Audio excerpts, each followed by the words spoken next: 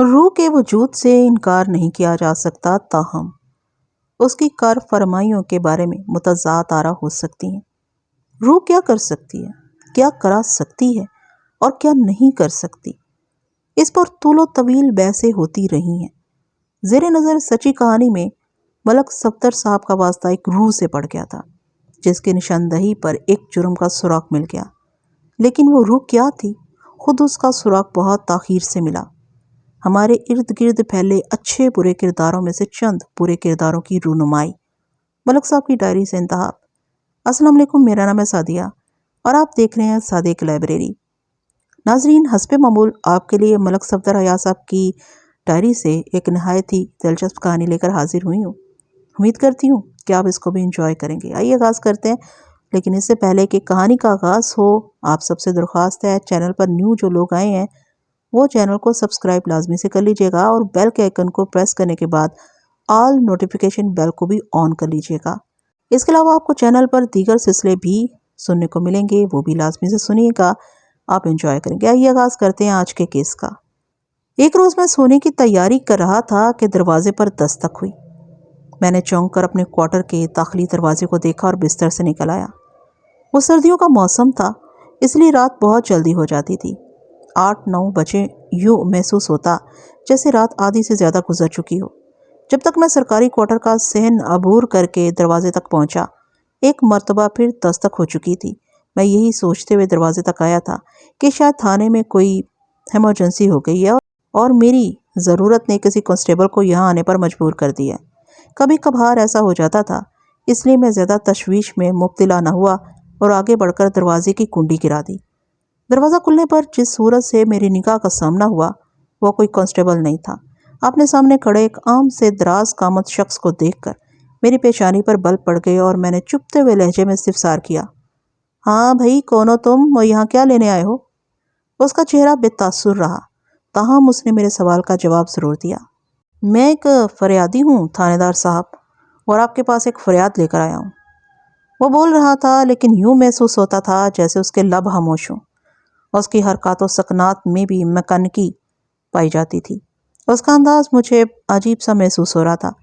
میں نے تنقیدی نظر سے سر تپا اس کا جائزہ لیا۔ وہ دبلا پتلا اور دراز قامت کا مالک تھا، شکل و صورت واجبی سی، قد لمبا ہونے کے باعث کمر میں ہلکا سا جھکا ہوا کیا تھا۔ اس کی عمر کا اندازہ میں نے 30 کے قریب لگایا۔ میں نے اس کی آنکھوں میں جھانکا، وہاں مجھے موت کی سی ٹھنڈک اور سرد مہری نظر آئی۔ میں نے اندازہ لگایا کہ وہ کوئی بہت ہی خشک مزاج اور غیر جذباتی شخص تھا۔ جس دوران میں اس کا جائزہ لے رہا تھا وہ خاموش ایک ٹک مجھے دیکھتا رہا۔ میں نے کہا، میں فریادیوں کی فریادیں سننے کے لیے صبح سے شام تک تھانے میں موجود ہوتا ہوں۔ تم کل تھانے آ کر مجھے اپنا مسئلہ بتانا، میں ہر ممکن تمہاری مدد کرنے کی کوشش کروں گا۔ میں آپ سے ملنے کے لیے تھانے نہیں آ سکوں گا، وہ سپاٹ آواز میں بولا۔ اگر آپ ابھی میرا مسئلہ سن لیں تو آپ کی بہت مہربانی ہوگی۔ میرے جی میں نہ جانے کے آئی کہ میں نے اسے اپنے کوارٹر کے اندر بلا لیا۔ شاید لاشعوری طور پر مجھے یہ احساس ہوا کہ اس وقت اچھی خاصی سردی ہو رہی تھی اور یوں کھلے میں کھڑے ہو کر طویل گفتگو میرے اور اس کے لیے نقصان دہ ثابت ہو سکتی تھی۔ وہ میرے کوارٹر کے اکلوتے کمرے میں بچھی کرسی پر بیٹھ گیا۔ اس کی نشست و برخاست میں مجھے مصنوعی پن کی جھلک دکھائی دی۔ بہرحال میں نے اسے پوچھا، بتاؤ تمہیں ایسا کون سا مسئلہ درپیش ہے جس نے اس ٹھنڈی ٹھار رات میں تمہیں گھر سے نکل کر یہاں میرے کوارٹر پر پہنچا دیا ہے؟ وہ چند لمحے مجھے سرد نگاہ سے تکتا رہا، پھر بولا، میرا مسئلہ انتہائی نازک اور نجی ہے، میں اسی لیے آپ سے تنہائی میں ملنے آیا ہوں۔ کہو کیا مسئلہ ہے تمہارا؟ میں نے اس کے چہرے پر نظر جماتے ہوئے کہا، مگر اس سے پہلے مجھے بتاؤ کہ تمہارا نام کیا ہے اور تم کیا کرتے ہو؟ اس نے جواب دیا، تھانے دار صاحب، میرا نام ریحان علی ہے اور میں قصبے کے مین بازار میں چینی کے برتنوں کی ایک دکان چلاتا ہوں۔ میرا گھر بھی ادھر بستی ہی میں ہے، تھانے اور مین بازار کے درمیان۔ ٹھیک ہے، اب تم مجھے اپنا نجی مسئلہ بتاؤ، وہ بولا۔ میں اپنی بیوی کی وجہ سے بہت پریشان ہوں۔ کیا ہوا ہے تمہاری بیوی کو؟ میں نے پوچھا، کیا وہ بیمار ہے؟ ہاں، آپ اسے بیماری کہہ سکتے ہیں، وہ انتہائی سنجیدگی سے بولا۔ میری بیوی کو حسن کی بیماری لگ گئی ہے جناب۔ میں نے الجھن زدہ نظر سے اسے دیکھا اور کہا، تم کہنا کیا چاہتے ہو؟ جناب، میری بیوی شاہدہ بلا کی حسین اور پرکشش ہے۔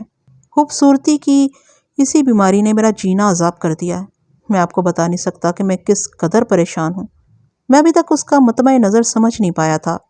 ریحان، شاہدہ کی خوبصورتی کس طرح تمہارے لیے پریشانیاں پیدا کر رہی ہے اور میں اس سلسلے میں تمہاری کیا مدد کر سکتا ہوں؟ وہ چند لمحے خاموش رہنے کے بعد بولا، تھانے دار صاحب، شاہدہ کی خوبصورتی اور دلکشی اسے بے وفائی پر اکسا رہی ہے، بلکہ وہ مجھ سے بے وفائی کر رہی ہے۔ میں اس سلسلے میں کسی شک و شبہے کا شکار نہیں۔ مجھے پکا یقین ہے کہ وہ نجیب کے ساتھ بہت دور تک تعلقات پیدا کر چکی ہے۔ اس سلسلے میں آپ کو کچھ ثبوت بھی دے سکتا ہوں۔ اب بات کی طے مجھے دکھائی دینے لگی تھی۔ میں نے اس بات میں گردن ہلاتے ہوئے ریحان سے سوال کیا، یہ نجیب کون ہے؟ نجیب اللہ آستین کا سانپ ہے، ریحان نے دو ٹوک انداز میں کہا۔ ریلوے کا ملازم اور میرا دوست ہے، میرے گھر میں اس کا بے دریغ آنا جانا ہے۔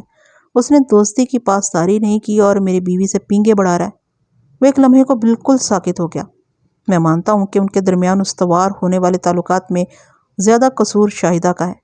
وہ شاہدہ کی مرضی اور حوصلہ افزائی کے بغیر ایک انچ بھی آگے نہیں بڑھ سکتا، لیکن نجیب کو اس قسم کی گھٹیا حرکت نہیں کرنی چاہیے تھی۔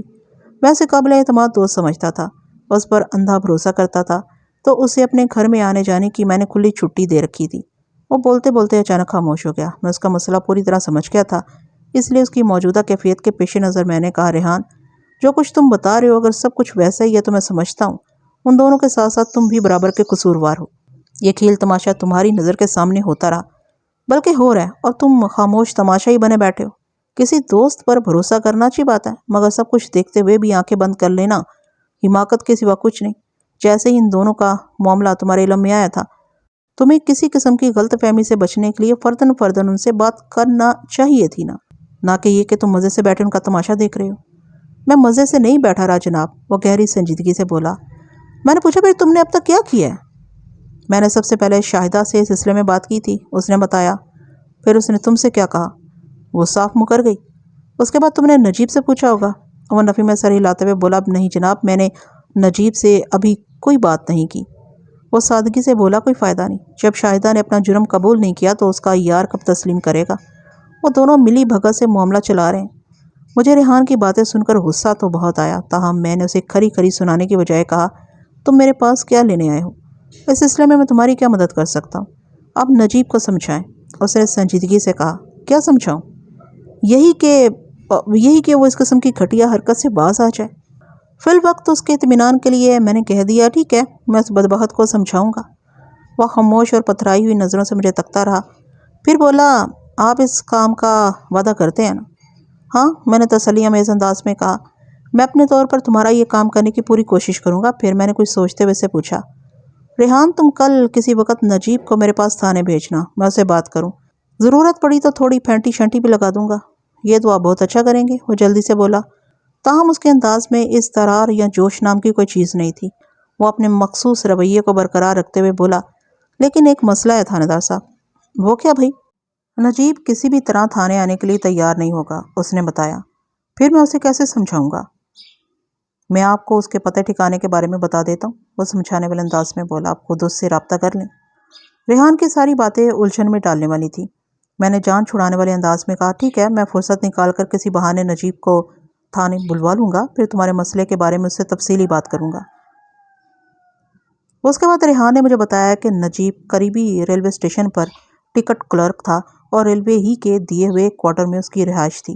وہ ریلوے کوارٹرز اسٹیشن سے زیادہ فاصلے پر نہیں تھے۔ نجیب کے کوارٹر کا نمبر بھی اس نے مجھے لکھوا دیا۔ کہنے کو تو وہ کوارٹر تھے، مگر وہ 3 4 کمروں پر مشتمل چھوٹے چھوٹے بنگلہ نما گھر تھے۔ طرز تعمیر انتہائی پرانا اور انگریزوں کے وقت کا تھا۔ چونکہ ان کی دیکھ بھال اچھی طرح نہیں کی گئی تھی، اس لیے ان کے در و دیوار سے بوسیدگی اور شکستگی ٹپکتی تھی۔ ریحان میرے کوارٹر سے رخصت ہوا تو میں کافی دیر تک اسی کے بارے میں سوچتا رہا۔ اس قصبے میں تعینات ہوئے مجھے لگ بھگ 2 ماہ ہوئے تھے۔ مذکورہ قصبہ ضلع لائل پور موجودہ فیصل آباد میں واقع تھا، اور اس قصبے میں ایک برانچ لائن ریلوے اسٹیشن بھی تھا۔ اس اسٹیشن پر نجیب اللہ ٹکٹ گھر میں ٹکٹ فروخت کرنے پر مامور تھا۔ ریحان کے بارے میں سوچتے ہوئے میں اپنے اندر خاصی بے چینی محسوس کرنے لگا۔ اس کا رویہ عام انسانوں سے بہت مختلف تھا، اور شروع سے آخر تک کم و بیش اس نے ایک ہی جیسا انداز اپنائے رکھا تھا۔ میں اس کے اس رویے یا انداز کو کوئی نام دینے سے قاصر تھا۔ میں نے بستر میں گھسنے کے بعد ریحان کے خیالات کو ذہن سے جھٹکا اور سو گیا۔ دوسرا دن بہت مصروفیت میں گزرا۔ اسی رات جب میں تھانے سے فارغ ہو کر اپنے کوارٹر میں پہنچا تو اچانک بجلی کے کوندے کے مانند ریحان میرے ذہن میں چمکا۔ اس کا دراز سراپا، سنجیدہ اور ٹھہری ہوئی آنکھیں، لب و لہجے میں سختی اور ایک خاص قسم کی سرد مہری۔ ریحان جتنی دیر میرے کوارٹر میں رہا تھا، میں اپنے اندر ایک بے نام سی بے چینی محسوس کرتا رہا تھا۔ ہزار کوشش کے بعد بھی میں اپنی اس وقت کی کیفیت اور احساسات کو پوری طرح سمجھنے سے قاصر رہا۔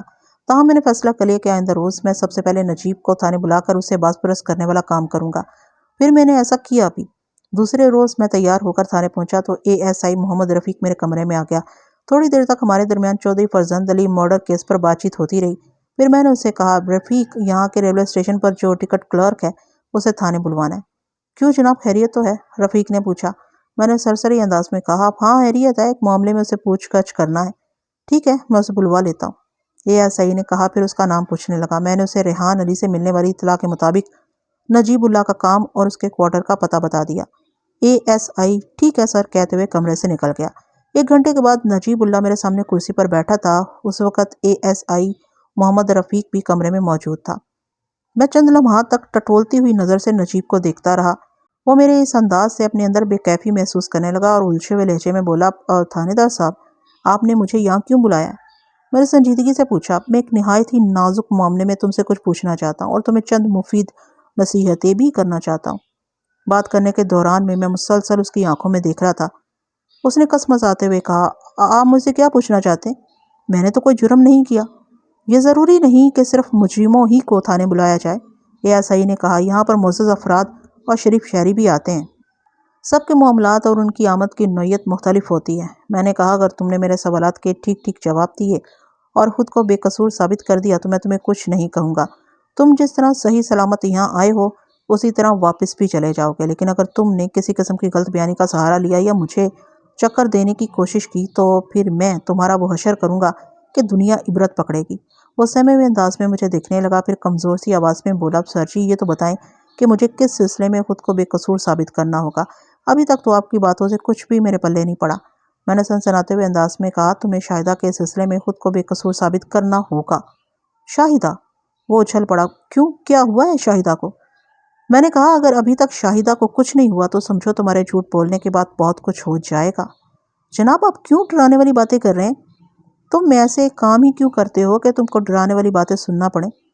وہ ضد ہو کر بولا، سر جی میرا تو دماغ دکھنے لگا ہے، آپ پتہ نہیں کیا پہلیاں بجھوا رہے ہیں۔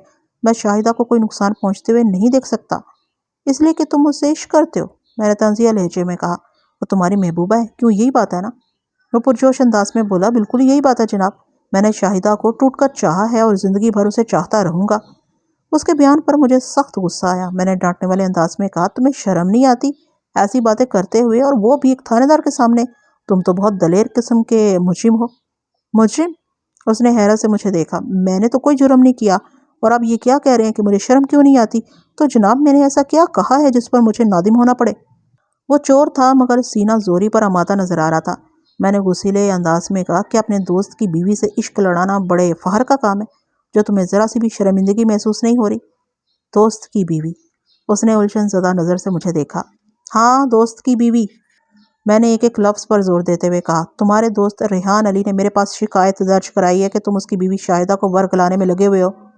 وہ دونوں ہاتھوں سے سر تھامتے ہوئے احتجاجی لہجے میں بولا، جناب اس قسم کی باتیں سن کر تو میں پاگل ہو جاؤں گا، میری کچھ بھی سمجھ میں نہیں آ رہا، آپ کون سی کہانی سنا رہے ہیں؟ میں اسی کھیل کی ردات سناتا رہا ہوں جو تم اور شاہدہ مل کر کھیل رہے ہو۔ میں نے اس کی آنکھوں میں جھانکتے ہوئے کہا، کیا سچ سننے کا حوصلہ نہیں ہے تم میں جو پاگل ہونے کا اندیشہ ہے؟ وہ بھی یقینی سے مجھے دیکھنے لگا۔ اس کی آنکھوں میں ایسے تاثرات جھلک رہے تھے جیسے اس کے سامنے کوئی تھانے دار نہ بیٹھا ہو بلکہ کسی اور ہی دنیا کی مخلوق کو، جسے دیکھ کر اس کی آنکھیں پھٹ گئی ہوں۔ وہ کسی بھی طور میرے کہے ہوئے الفاظ کو ہضم کرنے پر تیار نظر نہیں آتا تھا۔ خاموش کیوں؟ میں نے اسے جھڑکا۔ تم نے میرے سوال کا جواب نہیں دیا۔ وہ تامل کرتے ہوئے بولا، تھانے دار صاحب آپ جس قسم کی باتیں کر رہے ہیں انہیں سن کر کوئی بھی نارمل انسان پلک چھپکتے میں پاگل ہو سکتا ہے۔ میں تو بڑی مشکل سے خود کو سنبھال رکھا ہے۔ اب میں تھوڑا سا کھٹکا۔ میں نے سنجیدگی سے پوچھا، کیوں بھائی؟ میں نے ایسی کون سی انوکھی باتیں کہہ دیں؟ وہ تھوک نگلتے ہوئے بولا، تھانے دار صاحب شاہدہ ریحان علی کی بیوی نہیں بلکہ وہ تو میری بیوی ہے۔ اپنی بیوی سے محبت، عشق اور پیار کرنے میں شرمندگی والی کون سی بات ہے؟ اب میرے اچھلنے کی باری تھی۔ میں بالکل ٹھیک کہہ رہا ہوں جناب، وہ پوری سنجیدگی سے بولا، ابھی 1 ماہ پہلے تو ہماری شادی ہوئی ہے۔ مجھے حیرت کا ایک اور جھٹکا لگا۔ میں نے متذبذب لہجے میں کہا، اگر تم نے 1 ماہ پہلے شاہدہ سے شادی کی ہے تو پھر ریحان نے تمہارے خلاف شکایت کیوں کی؟ وہ تو شاہدہ کا شوہر ہونے کا دعوے دار ہے۔ نجیب نے الجھن زدہ انداز میں پوچھا، آپ سے ریحان کی ملاقات کب ہوئی تھی؟ میں نے بتایا، پرسوں رات کو۔ ناممکن، یہ نہیں ہو سکتا جناب۔ وہ دونوں ہاتھوں کو بڑی تیزی سے انکاری انداز میں ہلانے لگا۔ میں نہیں مان سکتا، مان ہی نہیں سکتا جناب۔ کیوں؟ اس میں ایسی ناممکن والی کون سی بات ہے؟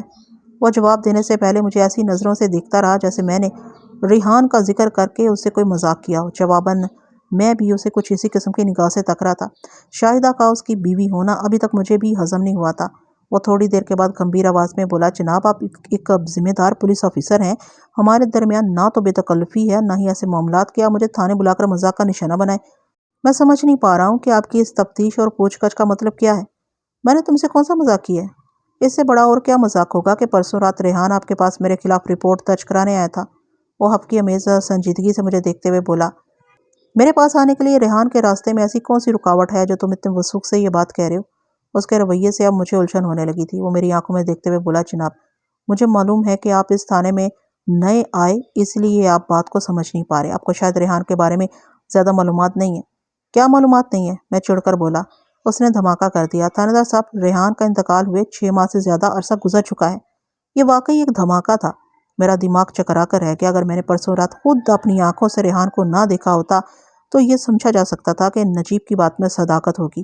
جو شخص 6 ماہ پہلے فوت ہو چکا ہو وہ مجھ سے ملاقات کرنے میرے کوارٹر پر نہیں آ سکتا، قطعی نہیں۔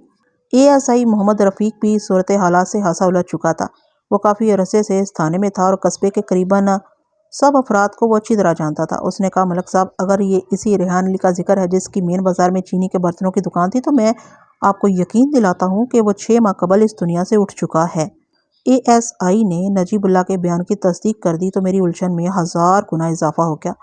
میرا ذہن اس وقت بہت تیز رفتاری سے سوچ رہا تھا۔ اسی دوران میں ایک خیال یہ بھی ذہن میں آیا کہ ممکن ہے جو شخص ریحان کی حیثیت میں مجھ سے ملا تھا وہ سرے سے ریحان ہی نہ ہو، کوئی دوسرا ہو اور ریحان بن کر مل رہا ہو۔ میں نے اس خدشے کا امکان ظاہر کیا تو نجیب اللہ فوراً بول اٹھا، آپ اس شخص کی وضاقتہ اور حلیے وغیرہ کے بارے میں کچھ بتائیں۔ اگر وہ ریحان نہیں ہوا تو فوراً پتہ چل جائے گا۔ میں نے نجیب کی فرمائش پوری کر دی۔ وہ دونوں بیک وقت اچھل پڑے اور ایک زبان ہو کر بولے، یہ تو پکا پکا ریحان علی ہے۔ ایک لمحے کے لیے مجھے اپنی ریڑھ کی ہڈی میں سرسراہٹ سی محسوس ہوئی۔ یہ انکشاف ہی ایسا تھا کہ روح کپ کپا اٹھے۔ میں نے پرسوں رات ایک ایسے شخص سے ملاقات کی تھی جس کے انتقال کو 6 ماہ کا عرصہ گزر چکا تھا۔ اس وقت میرے ذہن میں صرف ایک ہی سوال جم کر رہ گیا تھا، اور وہ یہ کہ اگر وہ شخص ریحان علی نہیں تھا تو پھر کون تھا؟ میں نے بے یقینی سے نجیب کی طرف دیکھا اور کہا، یہ شاہدہ کا کیا چکر ہے؟ تم کہتے ہو 1 ماہ پہلے تمہاری اسے شادی ہوئی ہے۔ اس شخص ریحان نے مجھ سے شکایت کی تھی کہ تم اس کی خوبصورت بیوی کو اپنے چنگل میں پھانس چکے ہو۔ دوستی کی آڑ میں تم نے اس کی پیٹھ میں گویا خنجر کونپ دیا ہے۔ نجیب نے تحمل آمیز انداز میں کہا، جناب سچی بات یہ ہے کہ شاہدہ پہلے ریحان کی بیوی تھی۔ ریحان کے انتقال کے بعد وہ بیوہ ہو گئی۔ میں نے 1 ماہ قبل اسے شادی کر لی۔ یہ ایک اور انکشاف تھا۔ میں نے گھور کر نجیب کو دیکھا اور پوچھا، تم اس بات سے بھی انکاری ہو کہ ریحان سے تمہاری گہری دوستی تھی؟ نہیں جناب، وہ نفی میں سر ہلاتے ہوئے بولا، میں اس حقیقت سے کیسے انکار کر سکتا ہوں؟ ہم دونوں بہت اچھے دوست تھے۔ میں باقاعدگی سے اس کے گھر جاتا تھا۔ اس کی موت سے مجھے شدید صدمہ پہنچا ہے۔ تم لوگوں کی دوستی کتنے عرصے سے تھی؟ لگ بھگ 1 سال سے، اس نے بتایا۔ میں نے کہا، اس کا مطلب ہے تمہاری دوستی کے 6 ماہ بعد ریحان کا انتقال ہو گیا تھا۔ بس جی، یہ تو اللہ کے کام ہے، موت اور زندگی تو اسی کے ہاتھ میں ہے۔ میں نے کہا، تم نے اپنے دوست کی وفات کے 5 ماہ بعد ہی اس کی بیوہ سے شادی کر لی، یہی بات ہے نا؟ میں کیا کرتا جی؟ وہ پوری سنجیدگی سے بولا، دوست کی بیوہ اگر انتہائی خوبصورت اور دلکش ہو تو ایمان ڈگمگاتے ہوئے لمحہ نہیں لگتا۔ اگر میں شاہدہ سے شادی نہ کرتا تو یقیناً گناہ کے راستے پر چل نکلتا۔ میں نے تو خود پر اور شاہدہ پر ایک احسان کیا ہے۔ میں نے کہا، شاہدہ پر تو تم اپنے دوست کی زندگی میں بھی بہت احسان کرتے رہے ہو۔ میرا انداز طنزیہ تھا۔ وہ میری بات کا مطلب سمجھتے ہوئے جلدی سے بولا، اگر آپ اب تک اسی خیال پر ڈٹے ہوئے ہیں کہ ریحان کی زندگی میں میرے اور شاہدہ کے درمیان کوئی اس قسم کا تعلق استوار ہو چکا تھا جو شاہدہ کو بے وفا اور مجھے یار مار ثابت کرے، تو میں آپ سے قسمیاں کہنے کو تیار ہوں۔ ہرگز ایسی کوئی بات نہیں تھی۔ البتہ میں یہ ضرور تسلیم کروں گا کہ شاہدہ مجھے اچھی لگتی تھی۔ اس کے حسن اور معصومیت میں بڑی کشش پائی جاتی ہے۔ یہی کشش تمہیں کھینچ کر ریحان کے گھر لے جاتی تھی؟ ہرگز نہیں، وہ قطعیت سے بولا، میں وہاں صرف ریحان سے ملنے جاتا تھا۔ یہ الگ بات ہے کہ اس گھر میں شاہدہ کا بھی دیدار ہو جاتا تھا۔ وہ میری ہی کہی ہوئی بات کو الفاظ بدل کر دہرا رہا تھا۔ میں نے پوچھا، تمہارے دوست ریحان کی موت کس طرح واقع ہوئی تھی؟ بس جی، قضا آئی تھی، وہ مر گیا، اس نے سادگی سے کہا۔ میں نے کہا، سب کی قضا ہی آتی ہے، کوئی بن بلائے اس سفر پر نہیں جاتا۔ میرے پوچھنے کا مطلب یہ تھا کہ اس کی موت طبعی تھی یا غیر طبعی؟ طبعی، تو جلدی سے بولا۔ کیا ہوا تھا اس کو؟ اس نے بتایا، بس جی بھلا چنگا رات کو سویا تھا، آدھی رات کو اسے الٹیاں ہونے لگیں اور تھوڑی ہی دیر میں وہ مر گیا۔ شاید اسے بدہضمی ہو گئی تھی یا ممکن ہے وہ ہیضے سے مر گیا۔ اسے کھانے پینے کا بہت شوق تھا اور وہ بہت زیادہ مقدار میں کھانا کھانے کا عادی تھا۔ ایسے لوگوں کو اکثر بدہضمی کی شکایت تو رہتی ہے۔ یہ تفصیل بتاتے ہوئے وہ مجھے دیکھنے کی بجائے دائیں بائیں تکتا رہا تھا۔ میں نے محسوس کیا کہ وہ کچھ بے چین نظر آنے لگا تھا۔ میں نجیب کی یہ بات ماننے کو تیار نہیں تھا کہ ریحان بہت زیادہ مقدار میں کھانا کھاتا ہوگا۔ اس کی صحت اس بات کی نفی کرتی تھی۔ میں نے فی الوقت نجیب کو زیادہ کریدنا مناسب نہ سمجھا اور اسے جانے کی اجازت دے دی، تاہم میں نے بڑے بشگاف الفاظ میں اس پر واضح کر دیا، نجیب اللہ، تم اس قصبے سے باہر جانے سے قبل تھانے میں اطلاع دو گے اور واپسی پر بھی تمہیں اسی عمل سے گزرنا ہوگا۔ اگر پھر تمہاری ضرورت پڑی تو میں تمہیں بلوا لوں گا۔ وہ برہمی سے بولا، اس کا مطلب ہے میں زیر حراست ہوں؟ اگر تم زیر حراست ہوتے تو میں تمہیں تھانے کی حوالات میں ڈالتا۔ میں نے سخت لہجے میں کہا، یوں آزادی اور خود مختاری سے قصبے میں گھومنے پھرنے کی اجازت نہ دیتا۔ وہ میرے تیور بھانپ کے آج شرافت سے بولا، ٹھیک ہے جناب، میں آپ کی ہدایات پر عمل کروں گا، آپ کو مجھ سے کوئی شکایت نہیں ہوگی۔ نجیب اللہ میرے کمرے سے رخصت ہوا تو اے ایس آئی فوراً بول اٹھا، ملک صاحب یہ کیا چکر ہے؟ میں نے کہا، چکر پر پھر بات کریں گے، پہلے تم اس بندے کی نگرانی کا بندوبست کرو، لیکن اسے شک نہیں ہونا چاہیے۔ اچھا جی، ابھی لے، وہ یہ کہتے ہوئے کمرے سے نکل گیا۔ 5 منٹ بعد اس نے آ کر بتایا، ملک صاحب، میں نے کانسٹیبل آفتاب کو نجیب کی نگرانی پر مامور کر دیا، وہ سادہ لباس میں اس پر نگاہ رکھے گا۔ آفتاب احمد ایک ہوشیار اور سمجھدار قسم کا پولیس اہلکار تھا۔ میں مطمئن ہو گیا۔ اے ایس آئی نے سنسنی خیز انداز میں پوچھا، آپ بتائیں ملک صاحب، یہ کیسا چکر چل نکلا؟ میں نے اس کے سوال کا جواب دینے کی بجائے سوال کر دیا، پہلے تو تم مجھے یہ بتاؤ کہ کیا واقعی ریحان علی کو فوت ہوئے کم و بیش 6 ماہ کا عرصہ گزر چکا ہے؟ یہ تو ایک حقیقت ہے ملک صاحب، وہ پروسوک انداز میں بولا، یہ آپ کے یہاں آنے سے پہلے کا واقعہ ہے۔ میں گہری سوچ میں ڈوب گیا۔ رہ رہ کر میرے تصور پر اس شخص کا سرد اور بے تاثر چہرہ ابھر رہا تھا۔ اے ایس آئی اور نجیب اللہ اس بات کی تصدیق کر چکے تھے کہ میں نے جو حلیہ بیان کیا ہے وہ ریحان کے سوا اور کوئی نہیں ہو سکتا۔ عملی طور پر یہ ممکن نہیں تھا کہ 6 ماہ قبل موت کے منہ میں جانے والا ایک شخص بنفس نفیس مجھ سے ملنے رات کی تاریکی میں میرے کوارٹر تک چلا آیا ہو۔ میں اسی ادھیڑ بن میں تھا کہ اے ایس آئی کی آواز میرے سماعت سے ٹکرائی، ملک صاحب، کیا واقعی پرسوں رات مرحوم ریحان علی آپ کے پاس نجیب کے خلاف کوئی رپورٹ درج کرانے آیا تھا؟ ہاں یہ سچ ہے، میں نے پرخیال انداز میں کہا۔ وہ بولا، اس رات تو میں رات گئے تک تھانے میں موجود تھا۔ ریحان کس وقت آپ کے پاس آیا تھا؟ میں نے تو اسے دیکھا نہیں۔ ایک لمحے کو رک کر اس نے شک زدہ نظر سے مجھے دیکھا اور کہا، پھر دیکھنے نہ دیکھنے کا تو سوال ہی پیدا نہیں ہوتا، وہ کوئی زندہ شخص تھوڑی ہے۔ جملہ ادھورا چھوڑ کر وہ متوحش نظر سے مجھے دیکھنے لگا۔ میں نے کہا، محمد رفیق، میرا ذہن بری طرح الجھا ہوا ہے، ویسے یہ حقیقت ہے کہ ریحان مجھ سے ملنے آیا تھا، تمہیں وہ اس لیے دکھائی نہیں دیا کہ وہ تھانے میں نہیں بلکہ کوارٹر میں آیا تھا۔ میں نے نہ تو کوئی خواب دیکھا اور نہ کسی غلط فہمی کا شکار ہوں، وہ واقعی آیا تھا۔ کیا ایسا ہونا ممکن ہے؟ وہ بے یقینی سے بولا۔ میں نے کہا، اگر ممکن ہوتا تو پھر میں الجھتا ہی کیوں؟ وہ پراسرار انداز میں بولا، ملک صاحب، کہیں یہ کوئی روح وغیرہ کا قصہ تو نہیں؟ تمہارا مطلب ہے ریحان علی کی روح؟ جی ہاں، وہ اس بات میں گردن ہلاتے ہوئے بولا، یہ ہو سکتا ہے مرحوم ریحان کی روح آپ کی توجہ کسی خاص رخ پر ڈالنا چاہ رہی ہو۔ یہ بات میری عقل میں نہیں آ سکتی تھی، میں روحوں وغیرہ پر اس طرح کا یقین نہیں کر سکتا تھا، تاہم جو حالات میرے پیش نظر تھے وہ بھی فی الوقت میری سمجھ سے بالاتر تھے۔ میں اسی سوچ میں گم تھا کہ اے ایس آئی نے مجھے مخاطب کیا، ملک صاحب، آپ نے بتایا ہے کہ ریحان یعنی کہ ریحان کی روح آپ کے پاس اپنے دوست کی شکایت لے کر آیا تھا۔ اس کا کہنا تھا کہ نجیب اس کی بیوی شاہدہ کو ورگلا رہا تھا اور ان کے درمیان بہت دور تک تعلقات بھی قائم ہو چکے تھے۔ ابھی تھوڑی دیر پہلے نجیب نے ڈھکے چھپے الفاظ میں شاہدہ کو پسند کرنے کی بات کی ہے۔ ممکن ہے نجیب محتاط ہو اور حقیقت وہی ہو جو ریحان نے آپ کو بتائی تھی، گویا نجیب نے شاہدہ کو حاصل کرنے کے لیے ریحان کو راستے سے ہٹا دیا ہو۔ اس قسم کے واقعات تو سننے میں آتے رہتے ہیں۔ تم یہ کہنا چاہتے ہو کہ نجیب نے کسی طرح ریحان کو قتل کر دیا ہوگا؟ میں تو انہی خطوط پر سوچ رہا ہوں۔ تمہاری سوچ میں وزن ہے، میں نے تائیدی انداز میں کہا۔ ریحان کی موت یقینی طور پر غیر طبعی واقعہ ہوئی ہے۔ نجیب کی جانب شکایتی اشارہ یہ بتاتا ہے کہ یا تو نجیب اس کی موت کا ذمہ دار ہے یا کسی نہ کسی طور پر وہ اس معاملے میں ملوث ہے۔ اب یہ بات تو پایہ ثبوت کو پہنچ گئی کہ پرسوں رات جو سرد مہر شخص مجھ سے ملنے کوارٹر تک آیا تھا وہ کم از کم ریحان نہیں ہو سکتا۔ اگر ہم نجیب پر کچھ محنت کریں تو بات بن سکتی ہے، اے ایس آئی نے کہا۔ وہ اس بازی کا سب سے اہم مہرہ ہے۔ وہ اس وقت ایک ایسی عورت کا شوہر ہے جو ماضی میں ممکنہ مقتول کی بیوی رہ چکی ہے۔ میں نے کہا، تم نجیب کا معاملہ سنبھالو، اس کی کڑی نگرانی کراؤ اور اس کے بارے میں تفصیلی معلومات حاصل کرو، میں دیگر امور سنبھالتا ہوں، انشاءاللہ کوئی نہ کوئی حل نکل ہی آئے گا۔ پھر ہمارے درمیان اسی سلسلے میں کافی دیر تک باتیں ہوتی رہیں۔ ریحان علی کی مبینہ روح دوبارہ نظر نہیں آئی۔ روحوں کے بارے میں جس قسم کی کہانیاں اور قصے سننے میں آتے ہیں ان میں سے بہت سی ناقابل یقین باتیں ہوتی ہیں۔ بعض واقعات کو اس طرح بڑھا چڑھا کر بیان کیا جاتا ہے کہ اس میں دروغ گوئی کا عنصر شامل ہو جاتا ہے۔ میں نے یہ بھی سن رکھا تھا کہ اگر کسی شخص کی موت غیر طبعی طور پر واقع ہو، یعنی وہ کسی حادثے کا شکار ہو جائے یا اسے قتل کر دیا جائے، تو بعض کیسوں میں روح اس کے جسم سے نکل کر آزاد ہو جاتی ہے اور پھر وہ اپنے قاتل یا اس حادثے کے ذمہ دار کو کیفر کردار تک پہنچانے کی کوشش کرتی ہے۔ میں یہاں پر روح کے موضوع پر بحث نہیں کرنا چاہتا، اس لیے تمام نظریات اور خیالات پہلو تہی کرتے ہوئے میں اصل واقعے کی طرف آتا ہوں۔ اس قسم کی علمی اور روحانی گفتگو کے لیے ماہرین کی کمی نہیں۔ میرے کوارٹر پر آنے والے ریحان یا جو بھی وہ تھا کہ بقول نجیب نامی دوست اس کی بیوی شاہدہ کو اپنے چنگل میں پھانس چکا تھا اور وہ اپنی بیوی کو نجیب کے چکر سے نکالنے کے لیے مجھ سے مدد کا طلبگار تھا۔ نجیب سے ہونے والی اس ملاقات سے میں بخوبی سمجھ گیا کہ اس کا ریحان کی زندگی میں شاہدہ سے ضرور کوئی تعلق ہوگا۔ اب وہ شاہدہ کا شوہر تھا۔ ریحان کی موت کے سلسلے میں ASI کا ہم خیال تھا کہ اس موت میں نجیب بلا واسطہ یا بالواسطہ ملوث تھا۔ اگر ایسی کوئی بات نہ ہوتی تو پھر میرے کوارٹر میں ہونے والی وہ ملاقات کوئی معنی نہیں رکھتی تھی۔ اسی روز دوپہر کے بعد میں قصبے کے مین بازاروں کی طرف نکل گیا۔ پوچھتے پاچھتے میں اس دکان پر جا پہنچا جو کبھی ریحان کی ہوا کرتی تھی۔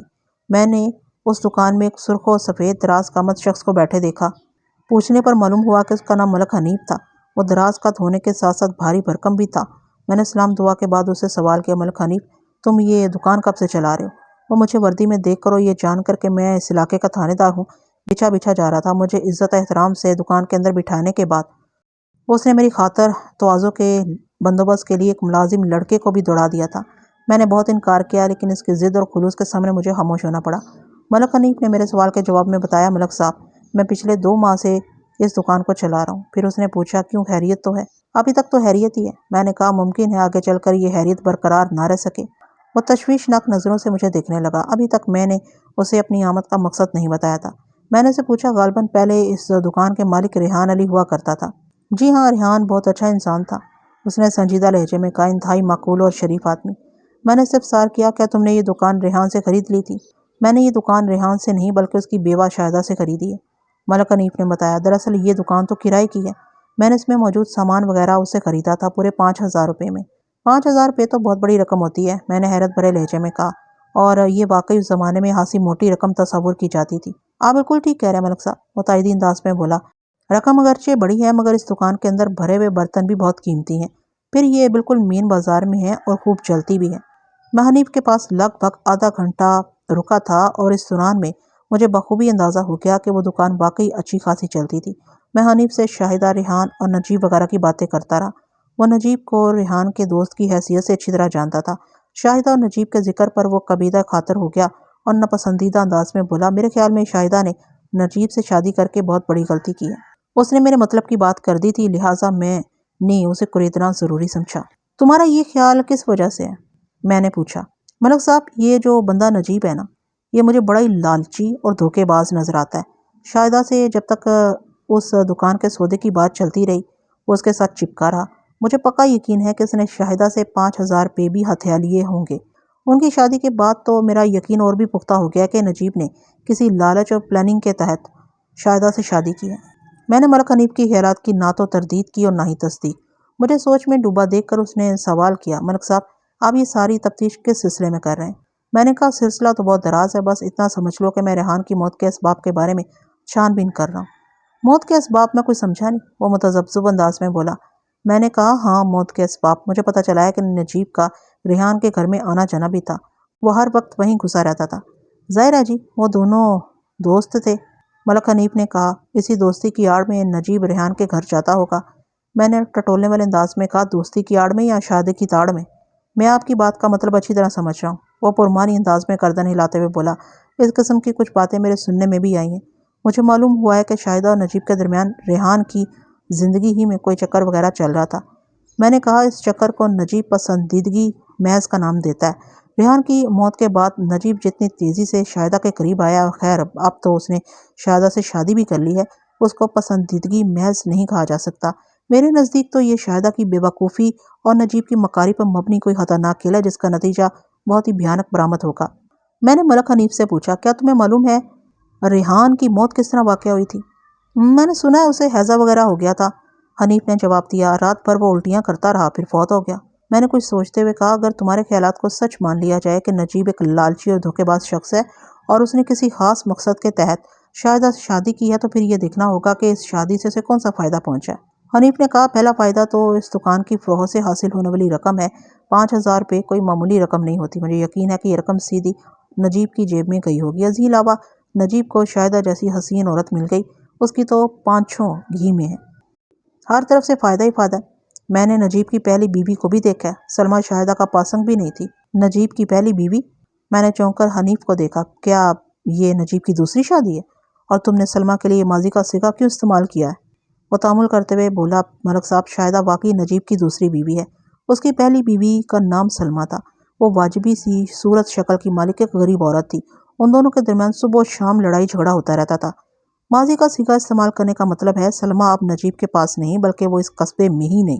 کیا سلمیٰ کا انتقال ہو چکا ہے؟ سلمیٰ اس وقت زندہ ہے یا واقعی اس کا انتقال ہو چکا، یہ بات کوئی بھی نہیں جانتا۔ یہاں کے لوگوں کو بس یہ معلوم ہے کہ 1 سال پہلے سلمیٰ اپنے شوہر نجیب کو چھوڑ کر اپنے کسی آشنا کے ساتھ نکل گئی تھی۔ حنیف نے بڑی چونکا دینے والی بات کی تھی۔ سلمیٰ کے بھاگنے کا عرصہ وہی تھا جب سے نجیب نے ریحان کے ساتھ دوستی گانٹی تھی اور ان کے گھر اس کی آمد و رفت شروع ہوئی تھی۔ اس کا مطلب تھا بیوی کے چھوڑ کر جاتے ہی وہ شاہدہ کے چکر میں پڑ گیا تھا اور بالآخر اسے حاصل بھی کر لیا۔ میں نے حنیف سے پوچھا، کیا نجیب نے اپنی بیوی سلمیٰ کو ڈھونڈنے کی کوشش نہیں کی؟ یقیناً کی ہوگی جناب، وہ اس بات میں سر ہلاتے ہوئے بولا، لیکن مجھے اس بارے میں کچھ زیادہ معلوم نہیں۔ میں نے پوچھا، ریحان والے گھر میں اب کون رہتا ہے؟ اس کی ایک رشتے کی چاچی منظورہ وہاں رہ رہی ہے، حنیف نے بتایا۔ وہ شروع ہی سے ریحان کے ساتھ تھی۔ میں نے کہا، اس سے یہ بات ظاہر ہوتی ہے کہ وہ مکان ریحان کی ملکیت نہیں تھا، ورنہ اس کی وفات کے بعد اس مکان کی مالک شاہدہ ہو جاتی اور پھر وہ کسی بھی چاچی واچی کو وہاں ٹکنے نہیں دیتی۔ یا تو وہ نجیب کے ساتھ وہاں رہ رہی ہوتی یا پھر مکان کو بیچ کر رقم نجیب کے حوالے کر چکی ہوتی، جیسا کہ بقول تمہارے شاہدہ نے تم سے حاصل ہونے والے 5,000 روپے نجیب کو دے دیے تھے۔ بالکل ویسے ہی ہونا چاہیے تھا جناب، اگر وہ مکان ریحان کی ملکیت ہوتا، مگر ایسا کچھ نہیں۔ میں نے کہا، تو اس کا مطلب ہے وہ مکان ریحان کی چاچی منظورہ کا ہے جو اس وقت وہاں رہ رہی ہے۔ نہیں، ایسی بھی کوئی بات نہیں۔ پھر کیسی بات ہے؟ ملک حنیف نے گہری سنجیدگی سے مجھے بتایا، دراصل وہ مکان ایک متنازعہ پراپرٹی ہے اور یہ بات مجھے اس طرح معلوم ہو گئی کہ میں دکان کے ساتھ ساتھ اس مکان کو بھی خریدنا چاہتا تھا، اس لیے اس کے کاغذات کی جانچ پڑتال کرائی تھی میں نے۔ کاغذات میں کس قسم کا تنازعہ ہے؟ حنیف نے بتایا، وہ مکان کسی زمانے میں ریحان کے دادا کی ملکیت تھا۔ اس نے مرنے سے قبل مکان کو اپنی اولادوں کے نام مشترکہ طور پر منتقل کر دیا۔ یہ 13 اولادیں 3 مختلف بیویوں میں سے تھیں، جن میں ایک ریحان کا باپ بھی تھا۔ وقت گزرنے کے ساتھ ساتھ مذکورہ مکان ریحان کے باپ اور اس کی چاچی کے تصرف میں آ گیا۔ منظورہ بیوہ عورت تھی جو ریحان کے باپ کے انتقال کے بعد ریحان کے ساتھ رہنے لگی، یعنی اسی مکان میں جس کا ہم ذکر کر رہے ہیں۔ اس دوران میں کسی نے بھی سنجیدہ طور پر اس مکان کے کاغذات کی تصحیح اور درستی کی ضرورت محسوس نہیں کی۔ اب اگر میں مکان کو خریدتا تو مجھے اس کے لیے بہت سے پاپڑ بیلنے کی ضرورت تھی، لہٰذا میں نے اس جھمیلے میں پڑنے کی کوشش نہیں کی۔ البتہ اس نے دکان کے شوکیسوں میں سجے قیمتی برتنوں کی جانب اشارہ کرتے ہوئے کہا، میں اس دکان کے مال کو تو خرید ہی چکا ہوں، اب اس دکان کو بھی بہت جلد خرید لوں گا۔ اس کی بات پوری توجہ سے سننے کے بعد میں نے کہا، تو بالکل ٹھیک کہتے ہو، اگر اس مکان کو بیچنا اتنا ہی آسان ہوتا تو شاہدہ اس کام میں تاخیر کا مظاہرہ نہ کرتی۔ وہ کوشش میں تو لگی ہوئی ہے، حنیف نے کہا، مجھے خبریں ملتی رہتی ہیں۔ وہ اس مہم میں مصروف ہے کہ وہ مکان کسی طرح ریحان کی بیوہ کی حیثیت سے اسے مل جائے، پھر بعد میں وہ اسے فروخت کر سکے۔ لیکن اب وہ ریحان کی بیوہ تو نہیں رہی۔ میں نے کہا، وہ نجیب کی بیوی بن چکی ہے۔ اس شادی کے بعد تو ریحان کی جائیداد پر اپنا حق ثابت کرنا اس کے لیے بہت مشکل ہو جائے گا۔ وہ سادگی سے بولا، ملک صاحب، مشکل آسان تو بعد کی بات ہے، ابھی تو وہ اس کوشش میں لگی ہوئی ہے اور مجھے یقین ہے اس کی اس کوشش کے پیچھے بھی نجیب ہی کا دماغ کام کر رہا ہے۔ تم نجیب کی طرف سے کچھ زیادہ ہی بدکے ہوئے نہیں ہو؟ بات بدکنے کی نہیں ہے جناب، وہ ایک دم سنجیدہ ہو گیا۔ مجھے اس کی شکل سے نحوست ٹپکتی دکھائی دیتی ہے۔ جو شخص اپنے دوست کی عزت کی حفاظت کرنے کی بجائے اس پر ڈاکہ ڈالے، اسی تھالی میں چھید کر ڈالے جس میں وہ روز کھانا کھاتا ہو، ایسے شخص کو کوئی کیوں کر پسند کرتا ہے؟ یہ مسلمہ حقیقت ہے کہ ریحان کی زندگی میں ہی نجیب نے شاہدہ سے غیر اخلاقی تعلقات استوار کر لیے تھے۔ اپنے دوست کی بیوی کو میلی نظر سے دیکھنا شرافت کی دھجیاں بکھیرنے کے مترادف ہے۔ نجیب نے خود کو آستین کا سانپ ثابت کرنے میں کوئی کسر نہیں چھوڑی۔ ملک حنیف کی ان پرجذبات باتوں کو سن کر ریحان کا چہرہ میری نگاہ میں گھوم گیا۔ ٹھنڈک خارج کرتی ہوئی سرد مہر آنکھیں، باتیں کرتے ہوئے ساکت لب اور مشینی انداز میں حرکت کرتے ہوئے ہاتھ پاؤں، یہ کسی زندہ اور نارمل انسان کا سٹائل نہیں ہو سکتا تھا، اور انسان بھی وہ جو 6 ماہ قبل فوت ہو چکا ہو۔ مجھے بھی اب کچھ یقین ہو چلا تھا کہ شاید میں نے اس رات واقعی ریحان کی روح سے ملاقات کی تھی۔ اس بات کی تصدیق کرنے والے افراد کی تعداد بڑھتی جا رہی تھی کہ ریحان کو مرے ہوئے 6 ماہ سے زیادہ عرصہ گزر چکا تھا۔ اس نتیجے پر پہنچنے کے بعد کہ ریحان کی روح خصوصی طور پر مجھ سے ملنے آئی تھی، یہ ماننا بھی ضروری ہو جاتا تھا کہ اگر اس نے نجیب کی شکایت کی تھی تو وہ یہی چاہتی تھی کہ میں اس شخص نجیب پر کام کروں۔ اس کا مطلب یہ ہو سکتا تھا کہ ریحان کی موت میں نجیب کا بھرپور ہاتھ ہو، ورنہ روح کی بے چینی اور مجھ سے رابطہ کیا معنی رکھتا تھا۔ ملک حنیف بھی اسی جانب اشارہ کر رہا تھا، گویا یہ آواز خلق تھی جس کو نکارہ خدا جاننا ضروری تھا کہ نجیب نے اپنے دوست کی خوبصورت بیوی کو حاصل کرنے کے لیے دوست کو راہ سے ہٹا دیا ہوگا۔ موجودہ صورت حالات اور واقعات 90% اسی جانب اشارہ کرتے تھے۔ میں نے اپنے ذہن میں ایک لائے عمل تیار کر لیا۔ میں 10 منٹ بعد ملک حنیف کی دکان سے باہر آ گیا۔ رخصت ہونے سے پہلے میں نے اسے مرحوم یا مقتول ریحان کے گھر کا ایڈریس اچھی طرح سمجھ لیا۔ اس کا مکان اسی بستی میں تھا اور دکان سے زیادہ دور بھی نہیں تھا۔ میں نے ریحان کی چاچی منظورہ سے ملنے کا فیصلہ کیا تھا۔ تھوڑی ہی دیر بعد میں مذکورہ مکان کے دروازے پر دستک دے رہا تھا۔ تیسری دستک پر دروازہ کھل گیا۔ دروازہ کھولنے والی ایک کالی بھجنگ عورت تھی۔ اپنے سامنے ایک وردی پوش والے کو دیکھ کر اس کی سانس اوپر کی اوپر اور نیچے کی نیچے رہ گئی تھی۔ اس کے بھدے موٹے ہونٹوں سے صرف یہ الفاظ خارج ہوئے، ہائے ربا، پولیس! پھر اسے قبل کہ وہ دھڑام سے دروازہ بند کر دیتی، میں نے دروازے کے دونوں پٹوں کے درمیان اپنا بوٹ پھنسا دیا۔ اس کی اضطراری کوشش ناکامیاب ہو گئی۔ وہ وحشت بھری آنکھوں اور بھدے موٹے موٹے نقوش والے چہرے کو میری جانب رکھتے ہوئے کپ کپانے لگی۔ میں نے بڑی رسان سے کہا، گھبرانے کی ضرورت نہیں، میں تمہیں گرفتار کرنے نہیں آیا، بس چند باتیں پوچھنا ہے، اس کے بعد میں واپس چلا جاؤں گا۔ کیسی باتیں؟ وہ ہکلائی۔ میں نے نرمی سے کہا، وہ باتیں یہاں دروازے پر کھڑے کھڑے نہیں کی جا سکتی۔ کیا تمہارے گھر کے اندر بیٹھنے کی کوئی جگہ نہیں؟ وہ شخص زدہ نظر سے مجھے تکنے لگی۔ میں نے صرف سار کیا، منظورہ تمہارا ہی نام ہے نا؟ مجھے منظورہ کا جو حلیہ حنیف نے بتایا تھا، وہ عورت اس پر 16 آنے پوری اترتی تھی، تاہم میں نے پھر بھی اپنی تسلی اور اس کے اطمینان کی خاطر نام کی تصدیق کر لی۔ وہ اس بات میں گردن ہلاتے ہوئے بولی، جی میں ہی منظورہ ہوں۔ 2 منٹ بعد میں منظورہ کے گھر کی بیٹھک میں بیٹھا منظورہ سے باتیں کر رہا تھا۔ منظورہ کی عمر 50 کے قریب تھی۔ وہ بھدے نقوش والی ایک موٹی عورت تھی، کالی کلوٹی، کم رو اور بے وقوف۔ پستہ قامتی نے اس کے دکھن میں 8 چاند لگا دیے تھے۔ جب وہ قدرے نارمل ہوئی اور اسے یقین ہو گیا کہ میں اسے کوئی نقصان نہیں پہنچاؤں گا تو اس کے چہرے پر اطمینان چھلکنے لگا۔ اس نے قدرے جرأت مندی سے کہا، تھانے دار صاحب، آپ مجھ سے کس قسم کے سوال کرنے آئے ہیں؟ میں نے بیٹھک میں آتے ہی اسے بتا دیا تھا کہ میں اس کے علاقے کا تھانہ انچارج ملک صفدر حیات ہوں۔ میں نے اس کے چہرے پر نگاہ جماتے ہوئے صاف کوئی کا مظاہرہ کیا، منظورہ بی بی، میں دراصل تمہارے بھتیجے ریحان کی موت کے بارے میں تحقیقات کر رہا ہوں۔ کس قسم کی تحقیقات جناب؟ مجھے شک ہے کہ ریحان کی موت میں کسی کا ہاتھ ہے۔ میں نے اسے ریحان کی روح سے ہونے والی ملاقات کے بارے میں کچھ نہیں بتایا تھا، ورنہ وہ خواہ خوف زدہ ہو جاتی اور میں جو کچھ اس سے پوچھنا چاہتا تھا اس میں مجھے ناکامیابی ہوتی۔ وہ سراسیمہ نظر سے مجھے دیکھتے ہوئے بولی، کس کا ہاتھ ہو سکتا ہے؟ یہی تو میں جاننے کی کوشش کر رہا ہوں۔ میں نے بدستور اس کی آنکھوں میں تکتے ہوئے کہا۔ پتہ نہیں یہ میری نگاہ کا اثر تھا یا اس کی خوفزدگی کہ وہ ہراساں لہجے میں بولی، کہیں آپ مجھ پر تو شک نہیں کر رہے؟ جب تک اصل بندہ میرے ہاتھ نہیں آ جاتا میں ہر اس شخص کو شک کی نظر سے دیکھوں گا جو کسی بھی طرح ریحان سے وابستہ رہا ہو۔ منظورہ بی بی، تمہاری اس گھر سے اور ریحان سے تو بہت پرانی وابستگی۔ وہ ایک جھجری لیتے ہوئے بولی، میں بڑی سے بڑی قسم کھانے کو تیار ہوں کہ ریحان کی موت میں میرا کوئی ہاتھ نہیں، میرا کیا کسی کا بھی ہاتھ نہیں۔ اس کی موت آئی تھی، وہ مر گیا، ہاں اس کی موت کا ذمہ دار کسی اور کو ٹھہرانا ٹھیک نہیں۔ میں نے واضح طور پر منظورہ پر اپنا شک ظاہر نہیں کیا تھا، یہ تو ایک تکنیک تھی جس پر عمل کر کے سامنے والے سے مفید باتیں گلوائی جا سکتی تھی۔ تو تمہارا مطلب یہ ہے کہ ریحان اپنی موت مرا تھا؟ سب اپنی موت ہی مرتے ہیں جناب، فلسفیانہ انداز میں بولی۔ بیماری تو بہانہ بن جاتی ہے۔ میں نے پوچھا، کون سی بیماری؟ ریحان کی موت کا بہانہ بنی تھی، اسے ہیضہ ہو گیا تھا، منظورہ نے بتایا۔ اچانک آدھی رات کو اس کی طبیعت خراب ہو گئی، اس نے خون کی الٹیاں کی اور صبح ہونے سے پہلے وہ مر گیا۔ میں اچھل پڑا۔ منظورہ نے انتہائی سادگی سے اتنی بڑی بات کہہ دی تھی کہ مجھے اپنے پورے وجود میں سنسنی سی دوڑتی محسوس ہوئی۔ ابھی تک صرف ریحان کی الٹیوں کا ذکر ہوتا رہا تھا، خون کی الٹیوں والی بات پہلی مرتبہ سامنے آئی تھی۔ کیا کہا تم نے؟ میں نے اضطراری انداز میں پوچھا۔ ریحان کو خون کی الٹیاں ہوئی تھی؟ تاہم اس نے اپنے کہے ہوئے الفاظ سے انحراف نہیں کیا اور تصدیقی انداز میں بولی، جی تھانے دار صاحب، ریحان نے جو الٹیاں کی تھی ان میں خون کی اچھی خاصی مقدار شامل تھی۔ منظورہ کے اس انکشاف نے مجھے جھنجھوڑ کر رکھ دیا۔ انسان کے منہ سے خون صرف 2-3 صورتوں ہی میں آتا ہے، یا تو وہ معدے کے السر میں مبتلا ہو، یا پھر ٹی بی کے آخری سٹیج پر ہو، اور یا پھر اسے زہر دیا گیا ہو۔ منظورہ نے خون والی الٹیوں کی بات کر کے مجھے ذہنی طور پر بہت زیادہ مصروف کر دیا۔ میں نے پوچھا، منظورہ، تم تو کافی عرصے سے اس گھر میں ریحان کے ساتھ رہ رہی تھی، ذرا سوچ کر بتاؤ، وہ پیٹ کی کسی تکلیف میں تو مبتلا نہیں تھی؟ کس قسم کی تکلیف جناب؟ وہ اپنے پیٹ میں درد اور سینے میں جلن بتاتا ہو۔ نہیں جناب، اس نے تو کبھی ایسی شکایت نہیں کی تھی۔ السر کا امکان رد ہو گیا تو میں نے دوسرے زاویے سے سوال کیا، کیا اسے کھانسی رہتی تھی؟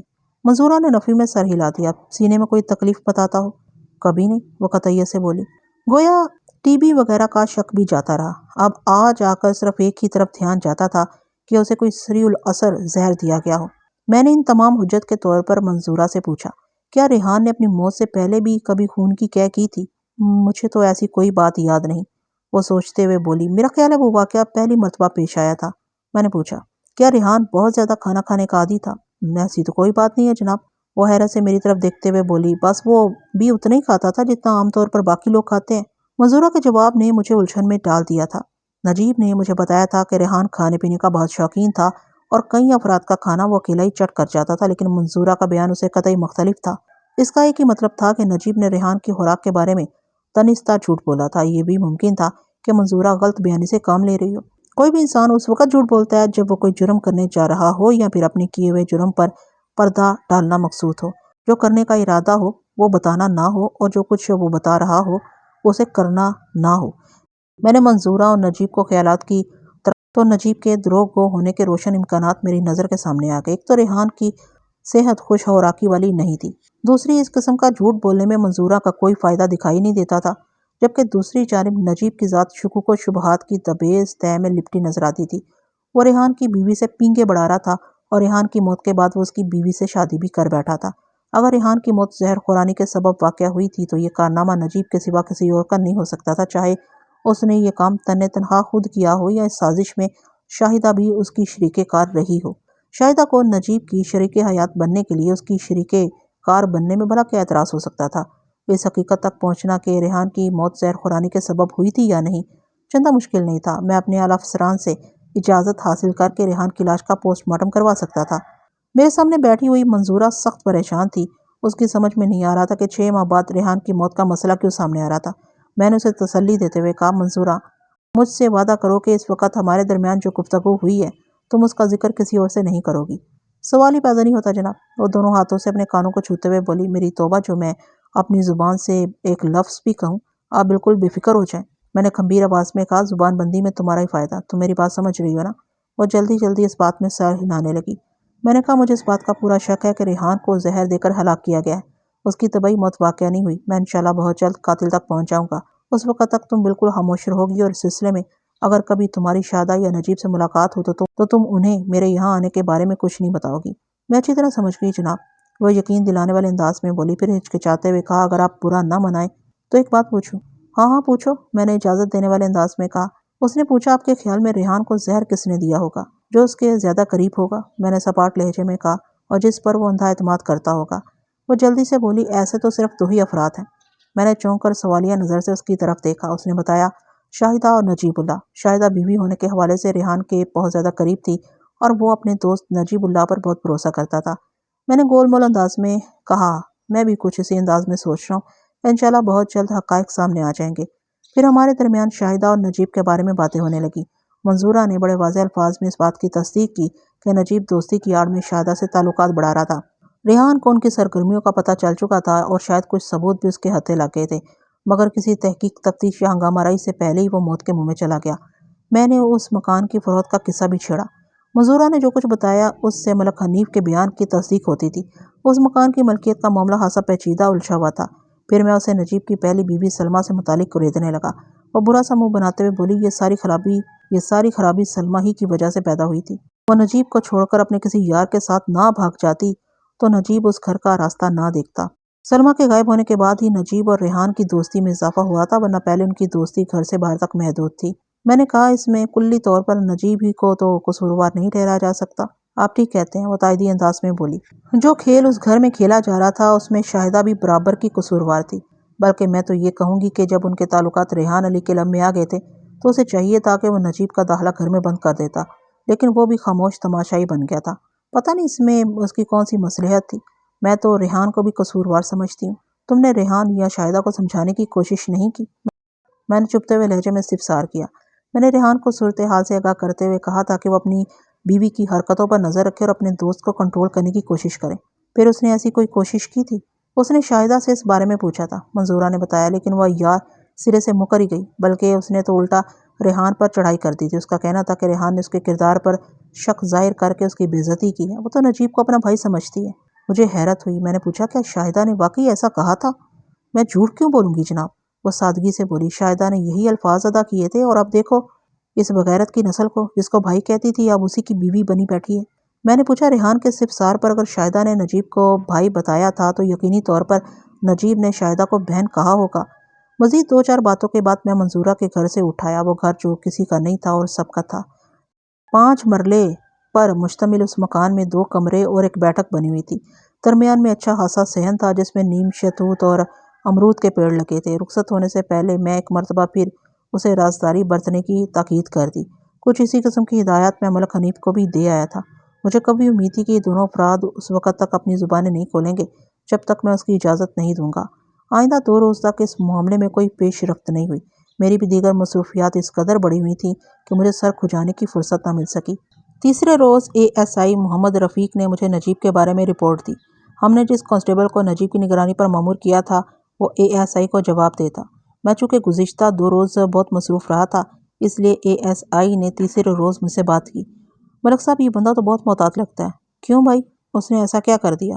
میں نے سرسری انداز میں پوچھا۔ وہ بولا نجیب لگے بندھے معمولات کے مطابق زندگی گزارا ہے، حالانکہ آپ سے ملاقات کے بعد اسے پریشان ہو جانا چاہیے تھا۔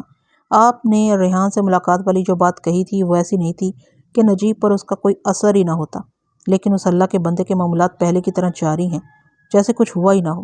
کیا معمولات ہیں اس کے؟ میں نے پوچھا۔ وہ روزانہ صبح 8 بجے گھر سے نکلتا ہے، ASI نے بتایا، اور رات 8 بجے ڈیوٹی ختم کر کے واپس گھر چلا جاتا ہے، مگر اس دوران میں وہ 2-3 مرتبہ ڈنڈی بھی مارتا ہے۔ کس قسم کی ڈنڈی رفیق؟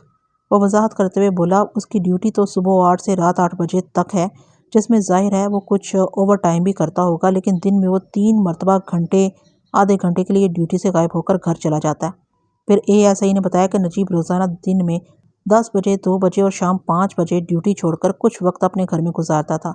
میں ریلوے ملازمین کی اس عادت سے بخوبی آگاہ تھا، خاص طور پر وہ ملازمین جن کے گھر ریلوے اسٹیشن سے زیادہ فاصلے پر نہ ہوں۔ وہ اس قسم کی حرکتیں کرتے رہتے تھے، اور لنچ وغیرہ تو وہ لازماً اپنے گھر پر ہی کرتے تھے۔ میرے قصبے کا وہ ریلوے اسٹیشن زیادہ مصروف نہیں تھا، وہ ایک برانچ لائن تھی، اس لیے وہاں سے زیادہ گاڑیاں بھی نہیں گزرتی تھیں۔ چنانچہ حالی وقت دے کر ٹکٹ کلرک نجیب اللہ اپنی خوب رو بیوی کے پاس چلا جاتا ہوگا۔ اس میں حیرت یا پریشانی والی کوئی بات نہیں تھی۔ میں نے ASI سے پوچھا، یہ تو اس کے روزمرہ کے معاملات ہو گئے، اس کے علاوہ اس کے بارے میں کوئی خاص بات پتہ چلی؟ اس نے بتایا نجیب اللہ کا تعلق چک جھمرہ سے ہے، اور شاہدہ اس کی پہلی بیوی نہیں، اس کی بیوی سلمہ 1 سال پہلے اسے چھوڑ کر جا چکی ہے۔ سلمہ اس کی تایا ذات تھی اور چک جھمرہ ہی کی رہنے والی تھی۔ اگرچہ ASI نے سلمہ کا ذکر کر کے کوئی انکشاف کرنے کی کوشش کی تھی، تاہم یہ باتیں مجھے پہلے ہی معلوم ہو چکی تھیں، اس لیے میں نے زیادہ حیرت کا اظہار نہیں کیا۔ میں نے اسے پوچھا، کیا نجیب یا بھگوڑی سلمہ کے خاندانی پس منظر کے بارے میں کوئی اہم بات معلوم ہوئی؟ میرا مطلب ہے چک جھمرہ کا حال احوال۔ وہ بولا، جناب اتنی تفصیل میں جانے کے لیے چک جھمرہ کا ایک مختصر سا دورہ کرنا پڑے گا، تم کل ہی چک جھمرہ روانہ ہو جاؤ۔ میں نے فیصلہ کن انداز میں کہا، گڑے مردے اکھاڑنے کے لیے پھاوڑوں اور بیلچوں کی ضرورت تو پڑتی ہی ہے نا؟ وہ حیرت سے میری جانب دیکھتے ہوئے بولا، جناب آپ کون سے گڑے مردوں کا ذکر کر رہے ہیں؟ میں نے یہ بات محاورتاً کہی ہے، میں نے زیر لب مسکراتے ہوئے کہا۔ دراصل میری بات کا مقصد یہ ہے کہ جس شخص کو ہم نے ٹارگٹ بنایا ہے اس کے بارے میں ہمارے پاس مکمل اور قابل اعتماد معلومات ہونا چاہیے۔ ہم نجیب کو اگر شکار کرنا چاہتے ہیں تو ہمیں اس کا پس منظر معلوم ہونا چاہیے۔ اب تم نے بتایا ہے کہ اس کی پہلی بیوی سلمہ اس کی تایا ذات بھی تھی، تو ان کے ماضی کے بارے میں جاننا اور بھی ضروری ہو گیا ہے، خاص طور پر اس صورت میں کہ سلمہ اپنے شوہر کو چھوڑ کر کسی آشنا کے ساتھ فرار ہو گئی ہے۔ ASI تائیدی انداز میں سر ہلانے لگا۔ میں نے پوچھا، تمہاری اس نگرانی کے بارے میں نجیب نے قصبے سے باہر جانے کی کوشش تو نہیں کی؟ بالکل نہیں جناب، وہ پورے وثوق سے بولا، آفتاب نے اس کی بڑی کڑی نگرانی کی ہے۔ آفتاب اس کانسٹیبل کا نام تھا جسے ہم نے نجیب کی نگرانی کا ذمہ سونپ رکھا تھا۔ میں نے ASI محمد رفیق سے پوچھا، اور رات کی خبریں کیا ہیں؟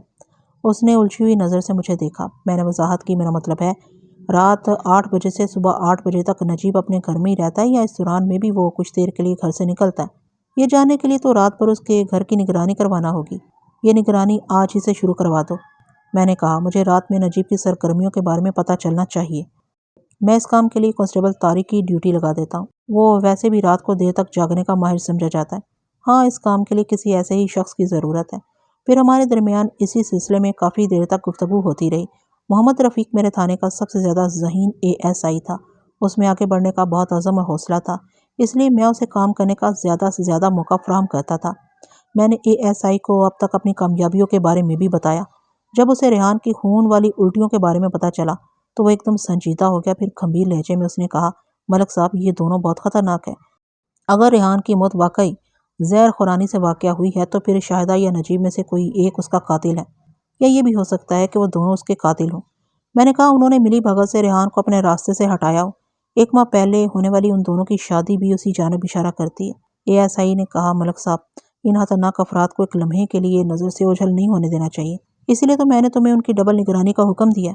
میں نے کہا، ویسے میں کل اوپر بات کرنے والا ہوں، میں ریحان کی لاش کا پوسٹ مارٹم کروانے پر زور دوں گا، پھر سارا کچا چٹھا سامنے آ جائے گا۔ ویسے ریحان کی لاش میں تو اب صرف ہڈیاں ہی بچی ہوں گی، اور یہی ہڈیاں چیخ چیخ کر یہ اعلان کریں گی کہ حامل حضا کی موت کس طرح واقع ہوئی تھی، طبعی یا غیر طبعی، اور اگر غیر طبعی تو اس موت کا سبب کیا تھا، زہر خورانی۔ میں نے جملہ دھورا چھوڑ کر من خیز انداز میں محمد رفیق کی آنکھوں میں دیکھا اور سنسناتے ہوئے لہجے میں کہا، تم تو جانتے ہی ہو کہ پوسٹ مارٹم کس ظالم شے کا نام ہے۔ وہ بڑی ادا سے اس بات میں سر ہلانے لگا۔ آئندہ روز ASI محمد رفیق چک جھمرا نہ جا سکا۔ اس کی چھوٹی بچی کی طبیعت کافی دن سے خراب چلی آ رہی تھی۔ صبح جب اس کی حالت زیادہ ہی بگڑ گئی تو اسے سول اسپتال میں داخل کروانا پڑا۔ میں نے از خود رفیق کو چک جھمرا جانے سے روک دیا کیونکہ اسپتال میں اپنی بیٹی کے پاس موجود رہنا اس کے لیے زیادہ ضروری تھا۔ میں تھانے کے ضروری امور نپٹا کر اپنے علاقے کے SP صاحب سے ملنے چلا گیا۔ یہ ایک اتفاق ہی تھا کہ متعلقہ DSP صاحب بھی SP کے دفتر میں اس وقت موجود تھے۔ روح کا ذکر سن کر SP صاحب سنجیدہ ہو گئے اور انہوں نے مجھے تمام واقعات بالتفصیل سنانے کو کہا۔ میں نے لفظ یہ تک پوری کہانی اپنے افسران کے گوش گزار کر دی۔ SP صاحب کافی دیر تک سوچ میں ڈوبے رہے، پھر انہوں نے کہا، بھائی صفدر حیات، یہ روح کا چکر تو اپنی سمجھ سے باہر ہے، البتہ تم نے ریحان علی کی موت کا جو واقعہ بیان کیا ہے اس میں ہنسی جان نظر آتی ہے، خاص طور پر ریحان کی بیوی اور دوست کے درمیان پائے جانے والے تعلقات کی روشنی میں۔ اور تم نے بتایا کہ شاہدہ نے 1 ماہ پہلے نجیب سے شادی بھی کر لی ہے۔ جی سر، بالکل ایسا ہی ہوا ہے۔ میں نے کہا، کئی افراد اس بات کے گواہ ہیں کہ نجیب اپنے دوست کی زندگی میں اس کی بیوی سے عشق لڑاتا رہا تھا۔ اگر جان کی امان پاؤں تو کچھ عرض کروں؟ DSP نے SP صاحب کی طرف دیکھتے ہوئے کہا، جان کی امان تو کچھ عرض کروں ان کا تکیہ کلام تھا۔ SP صاحب نے خوشدلی سے کہا، جی شاہ جی، آپ کیا کہنا چاہتے ہیں؟ DSP شبیر شاہ نے کہا، سر آپ تو روحوں وغیرہ کے واقعات پر یقین نہیں رکھتے، لیکن میں ان پر پختہ یقین رکھتا ہوں۔ اس قسم کی روحوں سے متعلق بہت سے واقعات خود میرے ساتھ بھی پیش آ چکے ہیں۔ میں نے اپنی ان گنہگار آنکھوں سے روح کی کرشمہ سازی دیکھی ہے۔ پھر وہ میری جانب دیکھتے ہوئے بولے، صفدر حیات نے ریحان کی روح سے ملاقات کا جو واقعہ بیان کیا ہے اس میں کسی شک و شبے کی گنجائش نہیں ہو سکتی۔ میرا خیال ہے کہ ریحان علی طبعی موت نہیں مرا، اسے موت کے کاٹ اتارنے کے لیے کوئی نہ کوئی مذموم کارروائی کی گئی ہے، ورنہ اس کی روح صفدر حیات سے رابطہ نہ کرتی۔ اگر روح نے نجیب کی شکایت کی تو اس کا سیدھا مطلب یہی ہے کہ وہ شخص کسی بھی طور ریحان کی موت میں ملوث ہے۔ اس کے بعد DSP صاحب نے اپنے ساتھ پیش آنے والے روحوں سے متعلق 2-3 واقعات کی تفصیل بھی سنا ڈالی۔ SP صاحب نے کہا، اس چکر میں پڑنے کی چندہ ضرورت نہیں کہ ریحان کی روح نے کیا کیا اور کیا نہیں کیا۔ ریحان کا خون کی الٹیاں کرتے ہوئے مرنا اور شاہدہ کا شوہر کی زندگی میں اس کے دوست سے عشق لڑانا ہی کافی ہے۔ اس بنا پر میں تمہیں ریحان کی لاش یا بلفاظ دیگر اس کی ہڈیوں کا پوسٹ مارٹم کرانے کی اجازت دیتا ہوں۔ اس کام کے لیے جس قسم کی قانونی تیاری ضروری ہو وہ تم کر لو۔ اس کے بعد کچھ دیر ہمارے درمیان دوسرے موضوعات پر باتیں ہوتی رہیں، پھر میں نے واپسی کی اجازت طلب کر لی جو خوشدلی کے ساتھ دے دی گئی۔ میں SP صاحب کے کمرے سے باہر آیا تو DSP صاحب بھی میرے ساتھ ہی آ گئے۔ پھر ہمارے درمیان لگ بھگ آدھے گھنٹے تک موجودہ معاملے پر تبادلہ خیال ہوتا رہا۔ مجھے یوں محسوس ہوا جیسے روحوں کے معاملات ان کا خصوصی موضوع ہوں۔ وہ گہری دلچسپی سے ایک ایک بات کوریت کر مجھ سے پوچھ رہے تھے۔ کچھ دیر بعد میں پرجوش انداز میں ان سے ہاتھ ملا کر واپس تانے آ گیا۔ اپنے افسران بالا سے مشورہ کر کے میں نے یہ فیصلہ کیا تھا کہ ریحان کی قبر کو آئندہ روز صبح کھولا جائے اور علاقے کے لوگوں کو اس بارے میں قطعاً کچھ معلوم نہ ہونے پائے، ورنہ وہاں ہجوم لگ جاتا اور اڑتی یہ خبر نجیب تک پہنچتی تو وہ ہوشیار ہو سکتا تھا۔ ویسے میں یہ کام گورکن کو اعتماد میں لے کر کرنے کا ارادہ رکھتا تھا۔ اگلی صبح میں اپنے ارادے پر عمل نہیں کر سکا۔ گزشتہ رات آخری پہر اچانک بارش شروع ہو گئی۔ صبح تک قبرستان میں اچھی خاصی کیچڑ ہو گئی اور بارش بھی وقفے سے جاری تھی۔ برستی بارش میں قبر کو کھولنا میں نے مناسب نہ سمجھا اور یہ کام آئندہ دن پر رکھ دیا اور خود فی الوقت چک جھمرا کے لیے روانہ ہو گیا۔ چک جھمرا میں میری پوری توجہ نجیب کے خاندان کی طرف مرکوز ہو گئی۔ ASI زمان خان کو میں اپنے ساتھ لایا تھا۔ ASI محمد رفیق کی تحقیق سے مجھے یہ بات معلوم ہو چکی تھی کہ نجیب کی پہلی بیوی سلمہ اس کی تایا زاد تھی۔ ہم سیدھے نجیب کے تایا کے پاس پہنچ گئے۔ امانت علی چک جھمرا کے ایک نزدیکی گاؤں کا چھوٹا زمیندار تھا۔ اس نے ہمیں عزت سے اپنے گھر میں بٹھایا۔ ہماری تواضع کے لیے احکام صادر کرنے کے بعد اس نے پوچھا، ملک صاحب آپ خیریت سے تو آئے ہیں نا؟ میں نے کہا امانت علی میں تم سے کچھ ضروری باتیں کرنے آیا ہوں۔ کس قسم کی ضروری باتیں؟ وہ قدرے پریشان ہو گیا۔ ان باتوں کا تعلق تمہارے سابق داماد نجیب اللہ سے ہے، میں نے کہا۔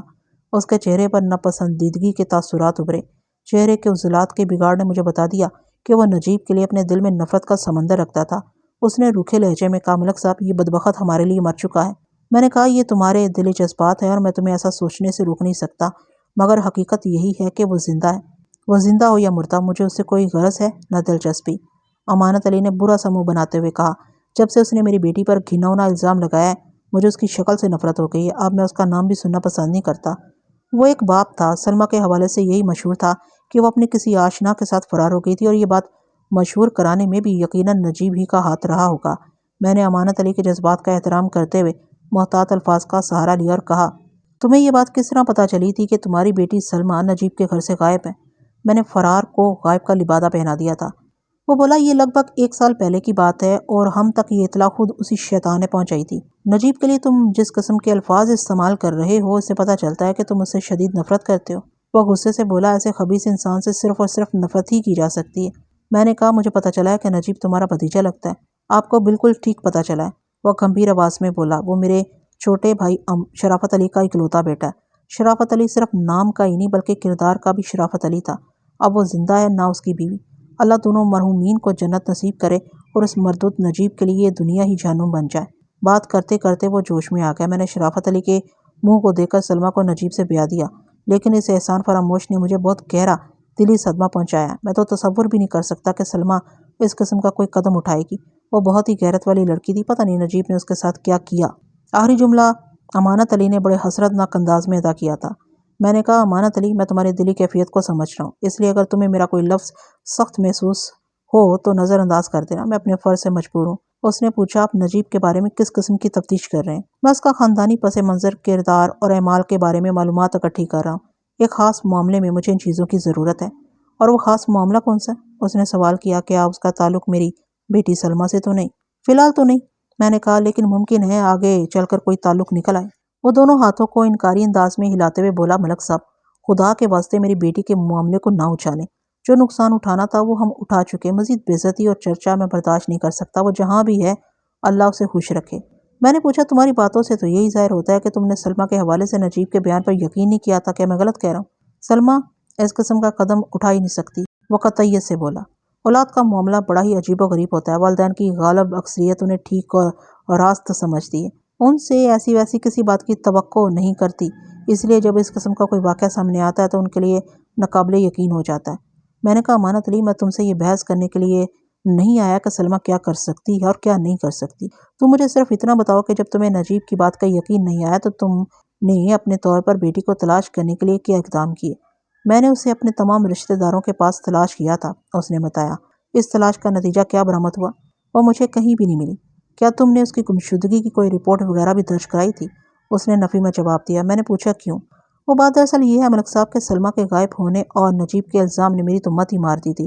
پھر کسی نے ہمیں سمجھایا کہ تھانے وغیرہ میں جانے کا کوئی فائدہ نہیں، ابھی تک تو معاملہ 4 آدمیوں میں ہے، جب پولیس کچہری ہوگی تو پوری دنیا کو پتہ چل جائے گا۔ امانت علی کی بیٹی اپنے کسی یار کے ساتھ بھاگ گئی۔ میں یہ وقت آنے سے پہلے ہی موت کے منہ میں چلا جاتا ملک صاحب۔ میں عزت دار آدمی ہوں، اپنی اس قدر بے عزتی برداشت کیسے کر سکتا ہوں؟ جناب، پھر یہ بھی تھا کہ سلمہ نجیب کے گھر سے غائب ہوئی تھی، اس کی گمشدگی کی رپورٹ بھی اسی علاقے میں درج کرائی جا سکتی تھی۔ میں یہاں چک چمرہ کے دور دراز گاؤں میں بیٹھا کیا کر سکتا ہوں؟ انسان چاہے تو کہیں بھی بیٹھ کر کچھ بھی کر سکتا ہے، میں نے کہا، بس اس کا عزم پختہ اور ارادہ مضبوط ہونا چاہیے۔ خیر، میں نے چند لمحے رک کر خاموشی اختیار کی، پھر بولا، میں نجیب پر کام تو کر ہی رہا ہوں، اس سلسلے میں بھی اسے ٹٹول کر دیکھ لوں گا۔ وہ حیرت بھری نگاہ سے مجھے دیکھتے ہوئے بولا، آپ نجیب پر کس قسم کا کام کر رہے ہیں؟ میں نے اسے اصل معاملات سے بے خبر رکھتے ہوئے کہا، اس کام کا تعلق اس کی بیوی سے ہے۔ نجیب کی بیوی؟ وہ اچھل پڑا۔ اس کے رد عمل نے مجھے بتا دیا کہ وہ نجیب کی دوسری شادی سے لا علم تھا۔ میں نے ایک ایک لفظ پر زور دیتے ہوئے کہا، ہاں، میں اس کی دوسری اور حالیہ بیوی کی بات کر رہا ہوں۔ تو کیا اس نے شادی بھی کر لی؟ اس کی حیرت میں اضافہ ہوتا جا رہا تھا۔ میں نے بتایا، ابھی 1 ماہ پہلے اس نے شادی کی ہے۔ کس سے؟ کون ہے وہ؟ اس عورت کا نام شاہدہ ہے، میں نے بتایا، اور وہ اسی قصبے کی رہنے والی ہے جہاں کے ریلوے اسٹیشن پر نجیب ڈیوٹی کرتا ہے۔ وہ متذبذب انداز میں بولا، اچھا، یہ تو خیر نئی خبر ہے، مجھے اس بارے میں پہلے کچھ بھی پتہ نہیں تھا۔ امانت علی نے پوچھا، شاہدہ کے بارے میں آپ اور کیا جانتے ہیں؟ بس ابھی اتنا ہی جانتا ہوں، میں نے کہا مزید معلوم کرنے کی کوشش کر رہا ہوں، شاہدہ کے بارے میں بھی اور نجیب سے متعلق بھی۔ وہ بولا آپ نے ابھی تھوڑی دیر پہلے بتایا کہ آپ کی تفتیش و تحقیق کا تعلق براہ راست نجیب کی بیوی شاہدہ سے ہے، پھر آپ نجیب کے بارے میں کیوں چھان بین کرتے پھر رہے ہیں اور اس جستجو میں یہاں میرے پاس بھی چلے آئے ہیں؟ میں نے کہا میں جس کتی کو سلجھانے کی کوشش میں ہوں اس میں شاہدہ اور نجیب کے کردار ملوث ہیں۔ جب مجھے پتا چلا کہ نجیب کی یہ دوسری شادی ہے اور 1 سال پہلے اس کی بیوی سلمہ اپنے کسی آشنا کے ساتھ بھاگ گئی تھی، تو میں سلمہ اور نجیب کے پس منظر سے آگاہ ہونے کے لیے چک جھمرا آیا ہوں، لیکن آپ نے جو کچھ بتایا وہ اس کے سراسر برخلاف ہے جو نجیب نے مشہور کر رکھا ہے۔ اب دیکھتے ہیں آگے کیا ہوتا ہے۔ امانت علی نے کہا ملک صاحب، میں نے آپ کو وہی کچھ بتایا ہے جو حقیقت ہے، میری سلمہ اس قسم کی حرکت کر ہی نہیں سکتی۔ خدا کرے ایسا ہی ہو، میں نے خلوص دل سے کہا۔ اس نے کہا ملک صاحب کیا آپ مجھے اس گتھی کے بارے میں کچھ بتائیں گے جس کو آپ سلجھانے کی کوشش کریں؟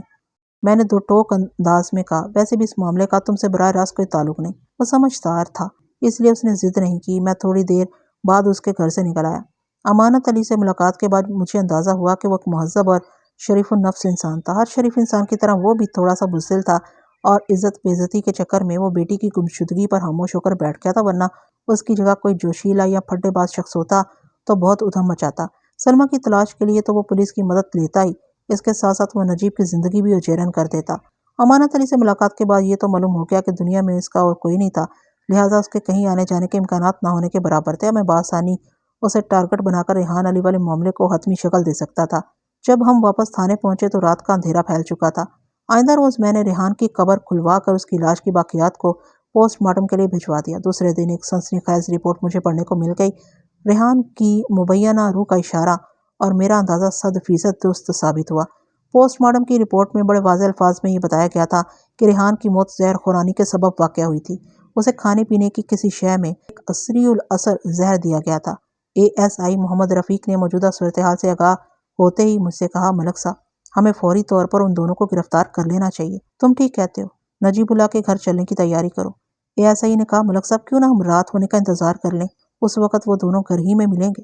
دونوں کو الگ الگ جگہ سے بھی گرفتار کیا جا سکتا ہے۔ میں نے کہا کسی انتظار کی ضرورت نہیں، ہم تھوڑی دیر میں یہاں سے نکل جائیں گے۔ تم 2 کانسٹیبلز کے ساتھ ریلوے اسٹیشن پہنچو اور نجیب اللہ کو گرفتار کر کے تھانے لے آؤ۔ میں شاہدہ کی گرفتاری کے لیے ان کے گھر جاؤں گا۔ ٹھیک ہے سر، ASI نے کہا اور میرے کمرے سے نکل گیا۔ اس وقت دوپہر ہو چکی تھی۔ ASI نے مجھے بتایا کہ نجیب اللہ دوپہر 2 بجے ایک چکر گھر کا لگاتا تھا۔ اس سے پہلے وہ 10 بجے گھر آتا تھا، یہ اس کے درمیان کا وقت تھا۔ اس وقت 1 بجنے والا تھا۔ مجھے امید تھی کہ وہ محمد رفیق کو ریلوے اسٹیشن پر ہی مل جائے گا۔ فوری تیاری کے بعد میں اور ASI اپنے اپنے مشن پر روانہ ہو گئے۔ میں نے اپنے ساتھ ایک ہوشیار اور چابک دست قسم کے کانسٹیبل کو بھی لے لیا۔ اس کانسٹیبل کا نام افتخار حسین تھا۔ ریلوے کے وہ رہائشی کوارٹرز اسٹیشن سے زیادہ فاصلے پر نہیں تھے۔ ان کا طرز تعمیر خاصا پرانا تھا۔ ہمیں جس کوارٹر کے دروازے پر دستک دینا تھی اس کا نمبر 120 تھا۔ یہ 3 کمروں پر مشتمل ایک بنگلہ نما کوارٹر تھا۔ ابھی ہم ان کوارٹرز کے قریب نہیں پہنچے تھے کہ مجھے کانسٹیبل آفتاب کی جھلک دکھائی دی۔ وہ کوارٹر کی نگرانی پر مامور تھا۔ دن میں اس کی ڈیوٹی ہوتی تھی، رات کو اس کی جگہ کانسٹیبل طارق سنبھال لیتا تھا۔ آفتاب نے ہمیں اپنی جانب آتے دیکھا تو ہمارے پاس چلا آیا۔ میں نے اسے پوچھا کیا خبریں ہیں بھائی؟ وہ مؤدب انداز میں بولا سر جی آج تو دونوں گھر پر ہی ہیں۔ گھر پر ہی ہیں کیا مطلب؟ میں نے گھور کر اسے دیکھا۔ کیا پہلے وہ دونوں گھر سے باہر ہوتے ہیں؟ وہ جلدی سے بولا نہیں جی میرا یہ مقصد نہیں تھا، اس کی بیوی تو گھر پر ہی رہتی ہے مگر نجیب تو روزانہ ڈیوٹی پر جاتا تھا۔ تم یہ کہنا چاہتے ہو کہ آج نجیب ڈیوٹی پر نہیں گیا؟ میں نے اس کی آنکھوں میں دیکھتے ہوئے کہا اور اس وقت وہ دونوں اندر کوارٹر میں موجود ہیں؟ جی بالکل یہی بات ہے، وہ جلدی میں سر ہلاتے ہوئے بولا۔ میں نے کوارٹر کے سامنے پہنچ کر تھوڑی دیر تک تنقیدی نظر سے اس کا جائزہ لیا۔ کوارٹر کی عمارت ہاسی بوسیدہ ہو چکی تھی۔ کئی سالوں سے اس پر رنگ و روغن نہیں کیا گیا تھا۔ کسی زمانے میں وہ بڑی شاندار عمارت رہی ہوگی مگر اب بوسیدگی کا نمونہ بن کر رہ گئی تھی۔ کوارٹر کا دروازہ لکڑی کا تھا۔ باؤنڈری وال زیادہ اونچی نہیں تھی، اس لیے یہ اندازہ بخوبی لگایا جا سکتا تھا کہ دروازے کے پیچھے ایک کشادہ صحن موجود ہے۔ کوارٹر کی اصلی عمارت اس کے بعد آتی تھی۔ میں نے چوبی دروازے پر دستک دے دی۔ پہلی دستک رائگاں گئی تو کانسٹیبل افتخار حسین نے بڑے دھواں دار انداز میں دروازے کو پیٹ ڈالا۔ تھوڑی دیر بعد کوارٹر کے اندر سے کچھ آوازیں آئیں۔ وہ کسی کے قدموں کی آوازیں تھیں۔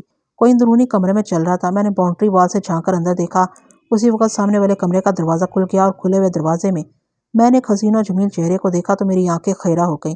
وہ یقینی طور پر شاہدہ تھی۔ میں اس کی دلکشی اور حسن کے قصے سن چکا تھا۔ دروازے پر نمودار ہونے والا وہ چہرہ مجھ پر نگاہ پڑتے ہی پریشان ہو گیا۔ میں نے بڑی وضاحت سے اس کا رنگ بدلتے ہوئے دیکھا۔ مجھے محسوس ہوا جیسے وہاں کوئی گڑبڑ ہو۔ میں نے بآواز بلند کہا بی بی دروازہ کھولو، میں نجیب سے کچھ ضروری باتیں کرنے آیا ہوں۔ ایک لمحے کے لیے مجھے یوں لگا جیسے وہ اندر کی جانب دوڑ لگا دے گی، مگر اس نے میرے احساس کی تصدیق نہیں کی اور ایک ٹک وہیں کھڑی میری جانب دیکھتی رہی۔ اس کے دیکھنے میں حیرت سے زیادہ خوف شامل تھا۔ اس کا سبب فوری طور پر میری سمجھ میں یہی آیا کہ میں اس وقت اپنی یونیفارم میں تھا اور پولیس والوں کو دیکھ کر لوگ گھبرا ہی جاتے ہیں۔ میں نے کہا، میرا نام ملک صفدر حیات ہے، میں اس علاقے کا تھانہ انچارج ہوں، دروازہ کھولو یا پھر نجیب کو باہر بھیجو، میں اسے چند باتیں کر کے واپس چلا جاؤں گا۔ وہ چند لمحے تذبذب کی کیفیت میں رہی۔ میں نے اس کے چہرے کے تاثرات سے اندازہ لگایا کہ وہ کسی فیصلے پر پہنچنے کی کوشش کر رہی تھی۔ تھوڑی دیر بعد اس کی طرف سے جواب آیا، میں اس وقت گھر میں اکیلی ہوں، اس لیے دروازہ نہیں کھول سکتی۔ آپ کو نجیب سے کیا کام ہے؟ کام جس سے ہے اسی کو بتایا جا سکتا ہے، میں نے کہا۔ وہ بولی، تو پھر آپ ریلوے اسٹیشن چلے جائیں، نجیب آپ کو وہاں مل جائے گا۔ میں آپ لوگوں کو گھر میں آنے کی اجازت نہیں دے سکتی، نجیب نے مجھے سختی سے منع کر رکھا ہے۔ میں نے تصدیق طلب نظر سے کانسٹیبل آفتاب کی طرف دیکھا۔ اس نے تھوڑی دیر پہلے مجھے بتایا تھا کہ آج نجیب گھر سے نہیں نکلا اور شاہدہ کا کہنا تھا کہ وہ ہمیں اسٹیشن پر مل جائے گا۔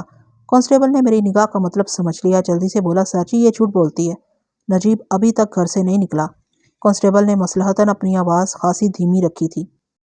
میں نے شاہدہ کی طرف دیکھتے ہوئے کہا، ہم ابھی ریلوے اسٹیشن ہی سے آ رہے ہیں، نجیب تو وہاں ہمیں نہیں ملا، ہمیں بتایا گیا ہے کہ وہ آج ڈیوٹی پر نہیں آیا، پتہ نہیں پھر وہ کہاں چلا گیا۔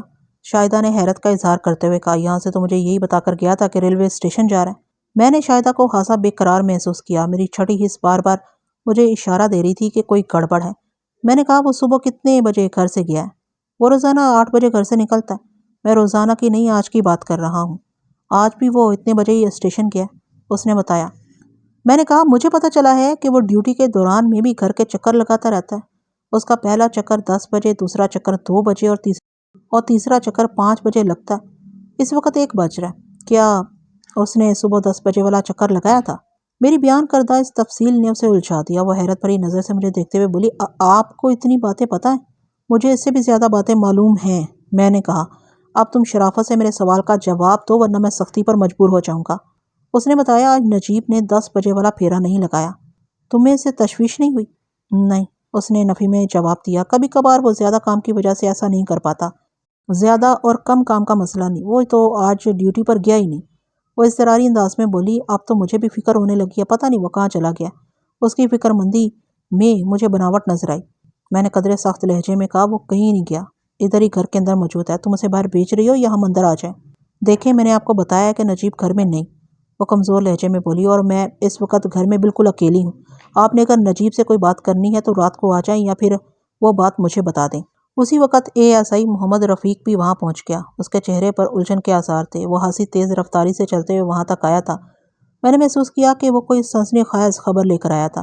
شاہدہ کو اندرونی دروازے میں کھڑے اس نے بھی دیکھ لیا تھا۔ وہ اشارے سے مجھے ایک طرف لے کے اور دھیمے لہجے میں بولا، ملک صاحب، ایک گڑبڑ ہو گئی ہے۔ کیسی گڑبڑ؟ میں نے شاہدہ کی جانب دیکھتے ہوئے ASI سے پوچھا۔ اس نے بتایا، نجیب آج ڈیوٹی پر گیا ہی نہیں۔ یہ بات مجھے بھی معلوم ہو چکی ہے، میں نے کہا۔ کانسٹیبل آفتاب نے آج اسے کوارٹر سے نکلتے نہیں دیکھا۔ ASI نے کہا، جناب، ادھر اسٹیشن ماسٹر سے میری بات ہوئی ہے، اس نے مجھے بتایا ہے کہ نجیب آج سے 1 ہفتے کی چھٹی پر ہے۔ چھٹی پر؟ بسختہ میرے منہ سے نکل گیا۔ جی ملک صاحب، اس بات میں گردن ہلاتے ہوئے بولا، اور آپ کو تو معلوم ہی ہے کہ سرکاری محکموں میں پہلے سے چھٹی منظور کروانا پڑتی ہے، اس کا مطلب یہ ہے کہ وہ کسی خاص منصوبے پر کام کر رہے ہیں۔ میں نے کہا، شاہدہ تو بتا رہی ہے کہ وہ آج صبح حسب معمول ڈیوٹی پر گیا۔ ممکن ہے اس نے اپنی بیوی کو چھٹی کے بارے میں کچھ نہ بتایا ہو، اس کا تو یہی مطلب ہے کہ وہ اندر موجود ہے، ASI بولا، اور شاہدہ نے جھوٹ بولا ہے۔ میں نے کہا، پھر تو کوارٹر کے اندر داخل ہونا نہایت ہی ضروری ہو گیا۔ ہمارے درمیان یہ باتیں چند سیکنڈ میں ہو گئی تھیں۔ اس دوران میں شاہدہ دروازے میں موجود رہی، تاہم اس کے اضطراب اور الجھن میں کئی گنا اضافہ ہو گیا تھا۔ میں نے دوبارہ اس کی جانب متوجہ ہوتے ہوئے کہا، شاہدہ بی بی، میں نے ابھی تک شرافت کی زبان میں تم سے بات کی ہے، اگر تم نے 1 منٹ کے اندر نجیب کو باہر نہ نکالا تو مجبوراً مجھے تھانہ دارانہ رویے کا مظاہرہ کرنا پڑے گا۔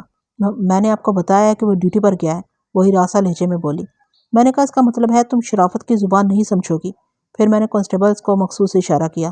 آفتاب افتخار پلک چھپکتے میں کوارٹر کی باؤنڈری وال پھلانگ کر اندر پہنچ گئے۔ اگلے لمحے لکڑی کا دروازہ کھل چکا تھا۔ میں نے کوارٹر کے صحن میں داخل ہوتے ہوئے شاہدہ کو گھر کے اندرونی حصے میں غائب ہوتے دیکھا تو وہ کوارٹر کے عقبی دروازے سے فرار ہونے کی کوشش کر رہی تھی۔ میں نے اسے قابو کر کے ہتھ کڑی پہنا دی۔ اس دوران میں ASI محمد رفیق اور دونوں کانسٹیبلز پورے کوارٹر کی تلاشی لینے میں مصروف ہو چکے تھے۔ 3 منٹ کے اندر وہ اس نتیجے پر پہنچے کہ اس کوارٹر میں شاہدہ کے سوا اور کوئی نہیں تھا۔ نجیب پورے کوارٹر میں کہیں بھی نہیں پایا گیا۔ میں نے گھوم پھر کر تنقیدی نگاہ سے کوارٹر کا جائزہ لیا۔ میں باہر سے اس کوارٹر کو دیکھ چکا تھا، اندر سے یہ اتنا بوسیدہ اور ہنستا حال نہیں تھا جیسا باہر سے نظر آتا تھا۔ کوارٹر کا صحن اچھا خاصا اور کشادہ تھا۔ اس کوارٹر میں کل 3 کمرے تھے۔ صحن کے بعد ایک کمرہ تھا جس کے دروازے میں شاہدہ نمودار ہوئی تھی۔ اس کے پیچھے ایک کشادہ اور ہوادار کمرہ تھا۔ پھر بائیں جانب ایک لبوترا کمرہ تھا جسے ان لوگوں نے اسٹور روم بنا رکھا تھا۔ اسی اسٹور روم سے ایک دروازہ عقبی جانب کھلتا تھا۔ کوارٹر کے کب میں بھی ایک چھوٹا سا دالان تھا جس کے گرد خاردار جھاڑیوں کی باڑ لگی ہوئی تھی۔ کوارٹر کے کمرے اونچی چھتوں والے تھے۔ میں نے بھی نجیب کو کوارٹر میں تلاش کرنے کی کوشش کی مگر وہ مجھے کہیں نہیں ملا۔ وہ واقعی وہاں موجود نہیں تھا۔ ہم شاہدہ کو اپنے ساتھ تھانے لے آئے۔ دوپہر کے کھانے سے فارغ ہونے کے بعد میں نے شاہدہ کو اپنے کمرے میں بلا لیا۔ اس وقت ASI محمد رفیق بھی میرے پاس ہی بیٹھا تھا۔ میں نے ہتھ کڑی لگی شاہدہ کو اپنے سامنے کرسی پر بیٹھنے کا اشارہ کیا تو وہ تھوڑی ہچکچاہٹ کے بعد بیٹھ گئی۔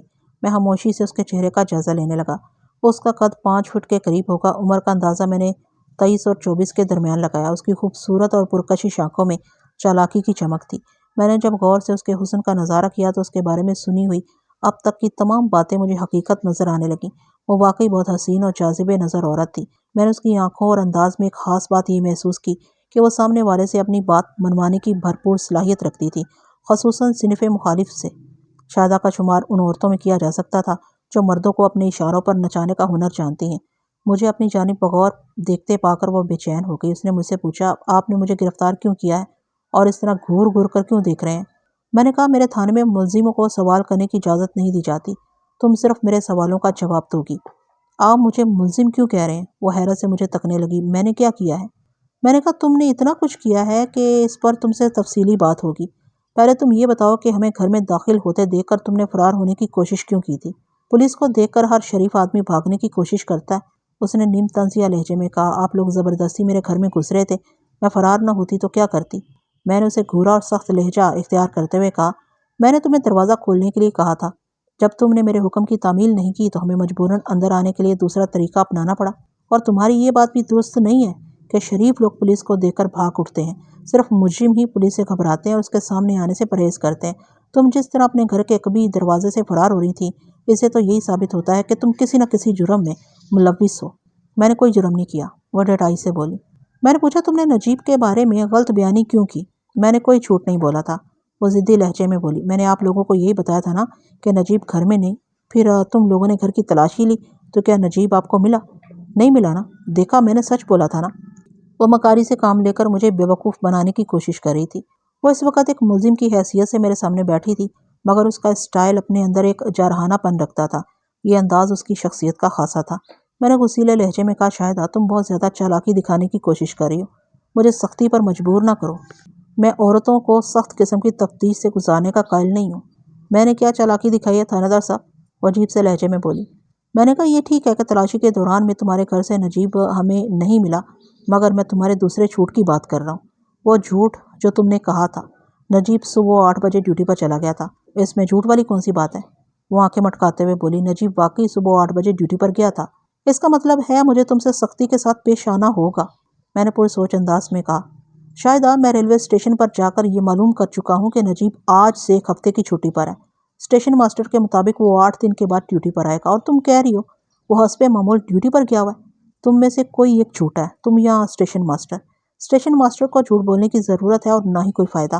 تم مجھے بتاؤ گی تم نے اتنا بڑا جھوٹ کیوں بولا؟ اس میں تمہارا کیا فائدہ تھا؟ میں شاہدہ اور نجیب کے تعاقب میں ریحان علی کی وجہ سے تھا۔ پوسٹ مارٹم کی رپورٹ سے تو یہ ظاہر ہو گیا تھا کہ ریحان کی موت زہر خورانی سے واقع ہوئی تھی۔ اسے یہ زہر شاہدہ نے دیا تھا یا نجیب نے، یا دونوں کی ملی بھگت سے وہ شریف بندہ موت کے منہ میں چلا گیا تھا، یہ مجھے معلوم کرنا تھا۔ لیکن نجیب کے غیاب اور شاہدہ کی دروغ گوئی مجھے ذرا مختلف انداز میں تفتیش پر اکسا رہی تھی۔ میں فی الحال ریحان کو چھوڑ کر شاہدہ اور نجیب کی تازہ ترین حرکتوں کا تجزیہ کر رہا تھا، تاہم میں اپنے اصل مقصد کو ایک لمحے کے لیے بھی نہیں بھولا تھا۔ میرے چھپتے ہوئے سوال کے جواب میں شاہدہ نے بتایا، تھانہ دار صاحب، میں یہ تو نہیں کہتی کہ اسٹیشن ماسٹر جھوٹ بول رہا ہے، لیکن یہ حقیقت ہے کہ مجھے نجیب کی 1 ہفتے والی چھٹی کے بارے میں کچھ نہیں پتا۔ اس کی آنکھوں میں چال بازی کے تاثرات چمک رہے تھے۔ میں نے گمبھیر انداز میں کہا، تم اس کی بیوی ہو، چھٹی والی بات اتنی اہم ہے کہ تم سے چھپ نہیں سکتی۔ تم خواہ جھوٹ بول کر اپنے لیے مصیبتیں کھڑی کر رہی ہو۔ وہ تامل کرتے ہوئے بولی، یہ بھی تو ہو سکتا ہے کہ نجیب نے دانستہ چھٹی والی بات مجھ سے چھپائی ہو۔ ہونے کو تو بہت کچھ ہو سکتا ہے، میں نے چڑھ کر کہا، لیکن تمہاری اس بات میں کوئی وزن نہیں کہ نجیب نے تم سے چھٹی والی بات چھپائی ہوگی۔ اگر اس نے 1 ہفتے کی چھٹی لے لی ہے تو یقیناً وہ تمہارے ساتھ کہیں جانے کا پروگرام بنائے بیٹھا ہوگا۔ ابھی 1 ماہ پہلے تم لوگوں نے شادی کی ہے، وہ تمہیں اس ویران کوارٹر میں اکیلے چھوڑ کر کہیں نہیں جا سکتا۔ جو سچ ہے وہ شرافت سے بتا دو، ورنہ تمہارے لیے مشکلات کا پہاڑ کھڑا ہو جائے گا شاہدہ۔ وہ اندازہ لگانے والے سٹائل میں مجھے دیکھنے لگی۔ شاید وہ معلوم کرنے کی کوشش کر رہی تھی کہ مجھ سے کس حد تک کھل کر بات کرے۔ چند لمحات کی سوچ بچار کے بعد اس نے کہا، تھانے دار صاحب، پتہ نہیں آپ کو میری بات کا یقین کیوں نہیں آ رہا۔ میں سولانے سچ کہہ رہی ہوں کہ نجیب نے مجھے 1 ہفتے کی چھٹی کے بارے میں کچھ نہیں بتایا۔ میں تو یہی سمجھ رہی تھی کہ وہ اپنے معمول کے مطابق ڈیوٹی پر گیا ہوا ہے۔ مجھے تمہاری بات کا یقین اس لیے نہیں آ رہا کہ تم احمقانہ بات کر رہی ہو۔ میں نے جھلاہٹ امیز لہجے میں کہا، تم لوگوں نے پسند کی شادی کی ہے، یہ ہو ہی نہیں سکتا کہ نجیب 1 ہفتے کی چھٹی لے اور تمہیں نہ بتائے۔ وہ آج ڈیوٹی پر نہیں پہنچا، گھر میں بھی نہیں ہے۔ اب تم ہی بتاؤ وہ کہاں گیا ہے۔ مجھے اس وقت نجیب کی سخت ضرورت ہے۔ وہ قدرے ہراساں نظر آنے لگی۔ مجھے پہلی مرتبہ اس کی آنکھوں میں تشویش دکھائی دی۔ الجھن زدہ لہجے میں اس نے کہا، تھانے دار صاحب، یہ بھی تو ہو سکتا ہے نجیب اپنے ماں باپ سے ملنے چک جھمرا چلا گیا ہو اور تمہیں بتائے بغیر۔ میں نے زہر خند انداز میں کہا، ایک یتیم و یسیر شخص اپنے والدین سے ملنے چک جھمرا کس طرح جا سکتا ہے؟ مرحوم مین سے ملاقات کے لیے تو کسی اور ہی جہان کا سفر اختیار کرنا پڑتا ہے، کیا سمجھی؟ اس کے چہرے پر ایک رنگ سا آ کر گزر گیا۔ وہ اپنے چور تاثرات کو چھپانے کی کوشش کرتے ہوئے بولی، یہ آپ کیا کہہ رہے ہیں؟ نجیب کے ماں باپ کا انتقال ہو چکا ہے، کیا تمہیں یہ بات معلوم نہیں؟ نہیں، نجیب نے کبھی ذکر نہیں کیا۔ میں نے کہا، تم دونوں نے 1 ماہ پہلے ایک دوسرے کو اپنا رفیق حیات بنایا۔ تمہیں اتنی بات تو معلوم ہونا چاہیے کہ تمہارے ساتھی کے والدین زندہ ہیں یا مرحوم ہو چکے ہیں۔ کیا میں غلط کہہ رہا ہوں؟ آپ بالکل ٹھیک کہہ رہے ہیں، وہ جلدی سے تائیدی انداز میں بولی۔ نجیب نے تو صرف مجھے اتنا ہی بتایا تھا کہ اس کے والدین چک جھمرا میں رہتے ہیں اور ہم 1 ہفتے کے لیے ان سے ملنے۔ اچانک وہ اپنا جملہ دھورا چھوڑ کر متوحش نظروں سے مجھے دیکھنے لگی۔ میں اس کے ڈماڈول چہرے پر نگاہ جماتے ہوئے کہا، جا رہے ہیں۔ اسی مقصد کی خاطر نجیب نے اپنے محکمے سے 1 ہفتے کی چھٹی بھی لی ہے۔ تم یہی بتانے جا رہی تھی نا؟ اسے اچھی طرح محسوس ہو گیا کہ وہ ایک سنگین غلطی کر چکی تھی۔ یقینی طور پر وہ نجیب کی 1 ہفتے والی چھٹی سے باخبر تھی۔ نجیب نے اسے یہی کہا ہوگا کہ وہ چک جھمرا اپنے والدین سے ملوانے لے کر جائے گا، لیکن میری سمجھ میں یہ نہیں آ رہا تھا کہ نجیب نے اتنا فاش جھوٹ کیوں بولا۔ اس کے والدین کا انتقال ہوئے ایک عرصہ گزر چکا تھا۔ اس کے تایا امانت علی نے مجھے تفصیلاً سب کچھ بتا دیا تھا۔ پھر ایک بات یہ بھی تھی کہ سلمہ والے واقعے کے بعد نجیب چک جھمرا کا رخ نہیں کر سکتا تھا۔ اب یہی ہو سکتا تھا کہ یا تو نجیب نے شاہدہ کو کوئی چکر دیا تھا یا پھر شاہدہ مجھ سے غلط بیانی کر رہی تھی، مگر کیوں؟ اس غلط بیانی سے وہ کیا حاصل کرنا چاہتی تھی؟ یہ سوالات میرے ذہن میں بگولوں کی مانند چکر آ رہے تھے۔ شاہدہ کی خود اعتمادی میں سیندھ لگ چکی تھی۔ بے سختہ اس کے منہ سے وہ الفاظ پھسل گئے جنہیں وہ چھپانا چاہتی تھی۔ کمان سے نکلا ہوا تیر اور زبان سے نکلے ہوئے الفاظ واپس نہیں آتے، اس لیے وہ اپنے کیے پر پچھتا رہی تھی اور بات کو سنبھالنے کی کوشش میں مزید حماقت کر رہی تھی۔ آپ میری بات کو غلط سمجھیں تھانے دار صاحب، اس نے بوکھلاہٹ آمیز انداز میں کہا، میرا ہرگز یہ مطلب نہیں تھا جو آپ بیان کریں۔ یقیناً آپ کو کوئی غلط فہمی ہوئی ہے۔ آپ یقین کریں میں نہیں جانتی کہ نجیب کے والدین فوت ہو چکے ہیں، اور یہ کہ اس نے 1 ہفتے کی چھٹی۔ بس میں نے ہاتھ کے اشارے سے اسے مزید بولنے سے روک دیا اور سخت لہجے میں کہا، یہ بات تم پہلے بھی کئی مرتبہ دہرا چکی ہو، اور کان کھول کر سن لو کہ میں کسی غلط فہمی میں مبتلا نہیں ہوں۔ تم سیدھی طرح مجھے بتاتی ہو نجیب کہاں ہے، یا میں تمہاری زبان کھلوانے کے لیے کوئی اور طریقہ اختیار کروں؟ وہ ہراساں نظر سے مجھے اور کبھی ASI رفیق کو تکنے لگی۔ محمد رفیق اس دوران میں بالکل خاموش بیٹھا رہا تھا۔ شاہدہ کے چہرے کے تاثرات بتا رہے تھے کہ وہ اس وقت خود کو چاروں طرف سے گھرا محسوس کر رہی تھی۔ میں نے شاہدہ جیسی خوبصورت اور پرکشش عورتیں بہت کم دیکھی تھیں۔ وہ ایک ایسی دلکش اور زوردار عورت تھی جس کے حصول کی خاطر کوئی مرد کچھ بھی کر سکتا تھا، حتیٰ کہ قتل بھی۔ شاہدہ کو دیکھنے کے بعد مجھے بخوبی اندازہ ہو گیا کہ نجیب اس کے لیے پاگل کیوں ہو گیا تھا۔ وہ چند لمحات خاموش رہ کر کچھ سوچتی رہی، پھر بولی، تھانے دار صاحب، آپ نے تھوڑی دیر پہلے کہا تھا کہ آپ کو اس وقت نجیب کی سخت ضرورت ہے۔ مجھے بتائیں آپ کو نجیب سے کیا کام ہے؟ میں نے اس کے ہاتھوں میں موجود ہتھکڑی کی جانب اشارہ کرتے ہوئے کہا، میں تمہاری طرح اسے بھی گرفتار کرنا چاہتا ہوں۔ مگر کیوں؟ کس جرم میں؟ تم دونوں کا جرم ایک ہی ہے، میں نے کہا۔ وہ بھونچکا رہ گئی۔ میں نے واضح طور پر محسوس کیا کہ وہ شدید حیرت کی اداکاری کر رہی تھی، گویا دال میں کچھ کالا نہیں بلکہ پوری دال ہی کالی تھی۔ وہ لکنت زدہ لہجے میں مجھ سے پوچھنے لگی، ہم نے کون سا جرم کیا تھانے دار صاحب؟ ننھی بچی مت بنو، میں نے اسے گھورا، اپنے جرم کے بارے میں تم اچھی طرح جانتی ہو۔ وہ ماتھے پر بل ڈالتے ہوئے بولی، تو کیا آپ بھی اس انداز میں سوچیں جیسا اس بستی کے اکثر لوگ سوچتے ہیں؟ وہ از خود میرے دام میں آ رہی تھی۔ میں نے پوچھا، بستی کے اکثر لوگ تمہارے بارے میں کیا سوچتے ہیں؟ وہ برا سا منہ بناتے ہوئے بولی، لوگوں کا خیال ہے کہ ہماری محبت نے ریحان کی جان لے لی۔ یعنی تمہاری اور نجیب کی محبت نے؟ میں نے تصدیق چاہی۔ جی ہاں، میرا یہی مطلب تھا۔ میں نے کہا، میں ایسا نہیں سمجھتا، میرا خیال عام لوگوں سے مختلف ہے۔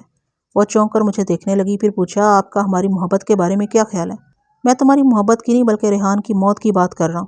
میں نے ایک ایک لفظ پر زور دیتے ہوئے کہا، تم لوگوں کی محبت کو تو میں محبت ہی نہیں مانتا۔ یہ آپ کیا کہہ رہے ہیں جناب؟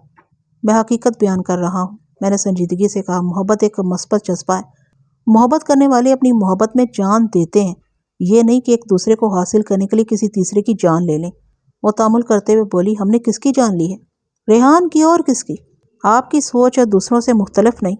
بالکل نہیں ہے بی بی، میں نے سنسناتے ہوئے لہجے میں کہا۔ عام لوگوں کا خیال ہے کہ تم دونوں کی محبت نے ریحان کی جان لے لی، لیکن میں سمجھتا ہوں، بلکہ مجھے یقین ہے کہ ریحان کو قتل کیا گیا اور قاتل تم دونوں میں سے کوئی ایک یا تم دونوں ہو۔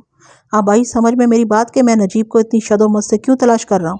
اس کے چہرے پر زردی کھنڈ گئی جو اس کی شکست کا منہ بولتا ثبوت تھی، مگر میں نے دیکھا وہ ابھی بھی پسپائی اختیار کرنے پر تیار نظر نہیں آتی تھی۔ قدرے توانا لہجے میں اس نے مجھ سے پوچھا، آپ یہ بات اتنے وثوق سے کس طرح کہہ رہے ہیں کہ ہم نے ریحان کو قتل کیا ہے؟ اس کے سوال میں وہ پہلے والا دم خم نہیں تھا۔ صورتحال کی نزاکت کا اس نے اندازہ لگا لیا تھا، تاہم میں اس کی ہمت اور حوصلے کی داد دوں گا کہ ان حالات میں بھی وہ ڈٹی ہوئی تھی۔ میں نے اس کے سوال کا جواب دیتے ہوئے کہا، میرے وثوق کی بنیاد پوسٹ مارٹم ہے۔ Post mortem? وہ اس طرح اچھلی جیسے بجلی کے ننگے تار کو چھو لیا ہو۔ میں نے گمبھیر لہجے میں کہا، ہاں بی بی، پوسٹ مارٹم۔ میں نے ریحان کی لاش کا پوسٹ مارٹم کرایا، جس سے یہ بات سامنے آئی کہ اس بیچارے کو زہر دے کر موت کے گھاٹ اتارا گیا۔ مجھے یوں محسوس ہوا جیسے وہ کرسی سے گر جائے گی، تاہم وہ گری نہیں، گردن جھکا کر اپنے ہتھکڑی لگے ہاتھوں کو گھورنے لگی۔ میں سمجھ گیا کہ اس وقت اسے اپنا انجام صاف نظر آ رہا تھا۔ اس کی خاموشی نے مجھے بہت کچھ باور کرا دیا تھا۔ میں اس کے بولنے کا انتظار کرنے لگا۔ چند لمحے خاموش رہنے کے بعد اس نے ASI رفیق کی طرف دیکھا، پھر مجھ سے مخاطب ہوتے ہوئے بولی، تھانے دار صاحب، میں تنہائی میں آپ سے کچھ بات کرنا چاہتی ہوں۔ اس کی آنکھوں میں اضطراب اور حرکات و سکنات میں اچانک بے چینی بھر گئی تھی۔ اب وہ پہلے والی پرسکون اور بااعتماد شاہدہ نہیں رہی تھی۔ میں نے اپنے دل میں شافی اطمینان محسوس کیا اور کہا، تنہائی میں تم مجھ سے جو کچھ کہنا چاہتی ہو وہ یہاں بھی کہہ سکتی ہو۔ یہ ASI میرے بھروسے کا آدمی ہے۔ وہ جس بس ہوتے ہوئے بولی، آپ سمجھے نا، میں آپ کو جو بات بتانا چاہتی ہوں اس کے لیے تیسرے آدمی کی موجودگی مناسب نہیں۔ پتہ نہیں ایسا کون سا راز افشا کرنا چاہتی تھی جس کے لیے اس قدر رازداری برت رہی تھی۔ جب ہم دونوں کمرے میں تنہا رہ گئے تو شاہدہ نے نیچی آواز میں مجھ سے استفسار کیا، تھاندار صاحب، آپ کا نام کیا ہے؟ مجھے اس کے سوال پر قدرے حیرت ہوئی، تاہم میں نے اسے اپنا نام بتانے کے بعد پوچھا، کیا تمہیں صرف میرا نام پوچھنے کے لیے تنہائی کی ضرورت تھی؟ نہیں صفدر صاحب، وہ بے تکلفی سے بولی، بات تو میں کوئی اور کرنا چاہتی ہوں۔ آپ کا نام تو میں نے ایسے ہی پوچھ لیا، صفدر حیات۔ اس نے میرا نام بڑی ادا سے دہرایا اور محبوبانہ انداز میں بولی، کتنا خوبصورت نام ہے، بالکل آپ کی شخصیت کے مطابق۔ آپ کے بدن پر پولیس کی وردی خوب سجتی ہے۔ اس کی باتیں سن کر میں محتاط ہو گیا۔ میرا اندازہ 100% درست نکلا تھا۔ میری تعریف کر کے وہ یقیناً مجھ سے کوئی رعایت چاہتی تھی، جس کا واضح مطلب یہی تھا کہ وہ ریحان علی کی موت میں بالواسطہ یا بلا واسطہ ملوث تھی۔ میں نے کڑی نظر سے اسے گھورا، سخت لہجے میں کہا، میں اپنے بارے میں بخوبی جانتا ہوں۔ تو مطلب کی بات کرو، تنہائی میں مجھ سے کون سی راز کی بات کہنا چاہتی ہو؟ اس نے جب دیکھا کہ اس کا آزمودہ ہتھ کنڈا مجھ پر ناکامیاب رہا ہے تو ذرا کھل کر ادائیں دکھانے لگی، ایسی ادائیں جن سے کسی مرد کا دماغ خراب ہو سکتا ہے اور وہ آنکھیں بند کر کے اس کے حسن کے جال میں گرفتار ہو سکتا ہے۔ میں نے سخت رویہ اپنانا ضروری سمجھا اور تھوڑی ڈانٹ ٹپٹ کے بعد دو ٹوک الفاظ میں اسے کہا کہ میرا وقت فالتو ہے اور نہ ہی ان چونچلوں کا میں عادی ہوں۔ تم نے جو کچھ کہنا ہے فوراً کہہ ڈالو تاکہ میں تم سے جو کچھ کہنا چاہتا ہوں وہ کہہ سکوں۔ وہ خاصی مایوس ہوئی اور ایک ٹھنڈی آہ بھرتے ہوئے بولی، آپ کوئی سننا ہی نہیں چاہتے تو میں کہوں کیا؟ پھر ایک لمحے کے توقف سے اس نے سنجیدگی سے اضافہ کیا، بہرحال میں یہ کہنا چاہتی ہوں کہ آپ کو ریحان کی لاش کے پوسٹ مارٹم کا خیال کیسے آیا؟ میں نے کہا، اس کام کے لیے ریحان نے خود مجھ سے درخواست کی تھی۔ آپ جتنے اچھے نظر آتے ہیں مذاق بھی اتنے خوبصورت کرتے ہیں، وہ زیر لب مسکراتے ہوئے بولی۔ میں نے اس کی مسکراہٹ پر توجہ دیے بغیر کہا، میں تم سے کوئی مذاق نہیں کر رہا، یہ حقیقت ہے کہ تمہارے سابق شوہر نے مجھ سے گڑے مردے اکھاڑنے کی فرمائش کی تھی۔ میں کسی قسم کی غلط بیانی سے کام نہیں لے رہا تھا، تاہم شہادہ کو میں یہ نہیں بتا سکتا تھا کہ ریحان کی روح نے مجھ سے رابطہ کیا تھا۔ وہ بے یقینی سے بولی، آپ کہہ رہے ہیں تو مجھے ماننا ہی پڑے گا، کیونکہ میں اس وقت قیدی ہوں، آپ کی قیدی۔ اس نے ہتھ کڑی لگے ہاتھوں کو اوپر اٹھاتے ہوئے کہا، قید میں قیدی کی مرضی نہیں چلتی، قید کرنے والے کے احکام چلتے ہیں۔ یہ الفاظ ادا کرتے ہوئے وہ بڑا معنی خیز انداز میں مسکرائی بھی تھی۔ اب میں شہادہ کی رگ رگ سے واقف ہو چکا تھا۔ وہ اپنی اداؤں اور باتوں سے مردوں کو لبھانے کے فن سے بخوبی آشنا تھی۔ میں نے مطلب کی بات کی طرف آتے ہوئے کہا، اس حقیقت میں کسی شک و شبے کی گنجائش نہیں کہ ریحان کو ایک خطرناک زہر دے کر مارا گیا۔ تم مجھے بتاؤ گی کہ یہ حرکت کس کی ہے، تمہاری یا نجیب اللہ کی، یا پھر تم دونوں نے مل کر ایک سوچی سمجھی سازش کے تحت اس شخص کو موت کے گھاٹ اتارا ہے؟ اس نے اچانک پٹری بدلی اور رشوت رازی سے ہٹ دھرمی کی طرف نکل آئی۔ میرے سوال کے جواب میں اس نے رکھائی سے کہا، مجھے کیا معلوم کہ ریحان کو کس نے زہر دیا تھا؟ میں تو بس یہی سمجھی ہوں کہ اسے ہیضہ ہوا، رات بھی وہ الٹیاں کرتا رہا، پھر مر گیا۔ اس سے زیادہ میں کچھ نہیں جانتی اور نہ ہی جاننا چاہتی ہوں، جبکہ ایک بیوی ہونے کے ناطے تمہیں اس سے زیادہ کچھ جاننے کی ضرورت تھی۔ کیا میں غلط کہہ رہا ہوں؟ میں نے اسے سوالیہ نظروں سے گھورا اور کہا، ہیضے سے مرنے والا کوئی شخص خون کی الٹیاں نہیں کرتا۔ کیا کہا آپ نے؟ وہ حیرت کے سمندر میں غوطے کھاتے ہوئے بولی۔ میں نے کوئی مفوق الخیال اور ناممکن بات نہیں کی بی بی، میں نے تپتے ہوئے لہجے میں کہا۔ چاچی منصورہ نے مجھے بتایا کہ اس رات ریحان نے خون کی الٹیاں کی تھیں اور ہیضے کے مرض میں خون کی الٹیوں کا سوال ہی پیدا نہیں ہوتا۔ وہ ایسی نظر سے مجھے تکنے لگی جیسے یہ فیصلہ کرنے کی کوشش کر رہی ہو کہ اب مجھے چکر دینے کے لیے کون سی پٹری بدلنا چاہیے۔ میں نے کرخت اندازہ بناتے ہوئے کہا، تم اپنی یہ بداکاری کو لپیٹ کر ایک طرف رکھ دو۔ میں نے بہت دیکھ لیے تمہارے کھیل تماشے، اور تم نے یہ بھی بخوبی اندازہ لگا لیا ہوگا کہ میں تمہاری چال بازیوں میں آنے والا نہیں ہوں۔ اس لیے تمہارے لیے بہتر یہی ہے کہ سچ اگل دو، ورنہ تم کو شاید معلوم نہیں کہ پولیس زبان کھلوانے کے کتنے طریقے جانتی ہے۔ وہ آئیں بائیں شائیں کرنے لگی۔ میں نے دھمکی امیز انداز میں کہا، اس کا مطلب ہے تم نرمی اور شرافت سے میری بات نہیں سمجھو گی۔ تمہیں تفتیش کے کڑے تجربے سے گزارنا ہی ہوگا۔ پھر میں نے اے ایس آئی رفیق کو اپنے پاس بلا لیا۔ میرے تیور دیکھ کر شاہدہ بے چین ہوگی۔ اس کی جگہ کوئی اور عورت ہوتی تو اس وقت اس کے چہرے پر ہوائیاں اڑنے لگتی، مگر شاہدہ ہنسے مضبوط اعصاب کی عورت ثابت ہو رہی تھی۔ تاہم وہ اتنا ضرور بھانپ گئی کہ اب میں اس سے کوئی رعایت کرنے والا نہیں ہوں۔ اس نے گہری سنجیدگی سے استفسار کیا، ملک صاحب آپ میرے ساتھ کیا کرنے کا ارادہ رکھتے ہیں؟ میں تفتیش کے نام پر نازک اندام عورتوں کو کسی پرتشدد تجربے سے گزارنے کا قائل نہیں ہوں، لیکن جب تم جیسی کسی مجرم عورت سے واسطہ پڑ جائے تو سچ اگلوانے کے لیے کچھ نہ کچھ تو کرنا ہی پڑتا ہے نا۔ میں نے زمانی انداز میں کہا، اس لیے مجرموں کی زبان کھلوانے کے لیے میں کچھ ایسے فارمولے وضع کر لی ہیں جنہیں تشدد کے خانے میں تو فٹ نہیں کیا جا سکتا، تاہم وہ بڑے مؤثر ثابت ہوتے ہیں۔ وہ الجھن زدہ نظر سے کبھی مجھے اور کبھی اے ایس آئی رفیق کو دیکھ رہی تھی۔ محمد رفیق نے مجھ سے مخاطب ہوتے ہوئے کہا، جی ملک صاحب۔ میں نے کہا، بندی پر پانی والا فارمولہ آزمانا ہے۔ سمجھ گیا سر۔ اس نے اس بات میں سر ہلاتے ہوئے پھر شاہدہ کی جانب دیکھتے ہوئے بولا، آ جاؤ بی بی، تمہاری کچھ خاطر مدارت کی جائے۔ شاہدہ کی سمجھ میں نہیں آ رہا تھا کہ وہ اے ایس آئی کے ساتھ جائے یا وہیں میرے سامنے زبان کھول کر اپنے جرم کا اقرار کر لے۔ مجھے اس کی جرأت کی داد دینا پڑی جب وہ مجھ سے ایک لفظ ادا کیے بغیر اے ایس آئی کے ساتھ ٹرائل روم کی طرف چلی گئی۔ میری امید نے حقیقت کا روپ دھار لیا۔ وہ میرے اندازوں کے پورا ہونے کا دن تھا۔ ہم نے شاہدہ کو دوپہر میں گرفتار کیا تھا۔ میں نے معلوم کر لیا تھا کہ اس نے دوپہر کا کھانا نہیں کھایا تھا اور اب لگ بھگ شام ہونے والی تھی۔ خالی پیٹ میں 1 گھنٹے سے چند منٹ پہلے ہی اے ایس آئی محمد رفیق شاہدہ کو میرے پاس لے آیا۔ ملک صاحب یہ اقبال جرم کرنا چاہتی ہے، اس نے مجھے مخاطب کرتے ہوئے کہا۔ میں نے بغور شاہدہ کو دیکھا۔ اس کی حالت دیدہ نہیں تھی، بلکہ میں کہوں گا اس وقت وہ مجھے قسم پسری کی حالت میں نظر آئی۔ مجھ پر نظر پڑتے ہی اس نے فریاد کی، میں سب کچھ بتا دوں گی، پہلے مجھے باتھ روم جانے دیں۔ اس نے دونوں ہاتھوں سے اپنے پیٹ کو تھام لیا تھا اور قدرے جھک کر کھڑی تھی۔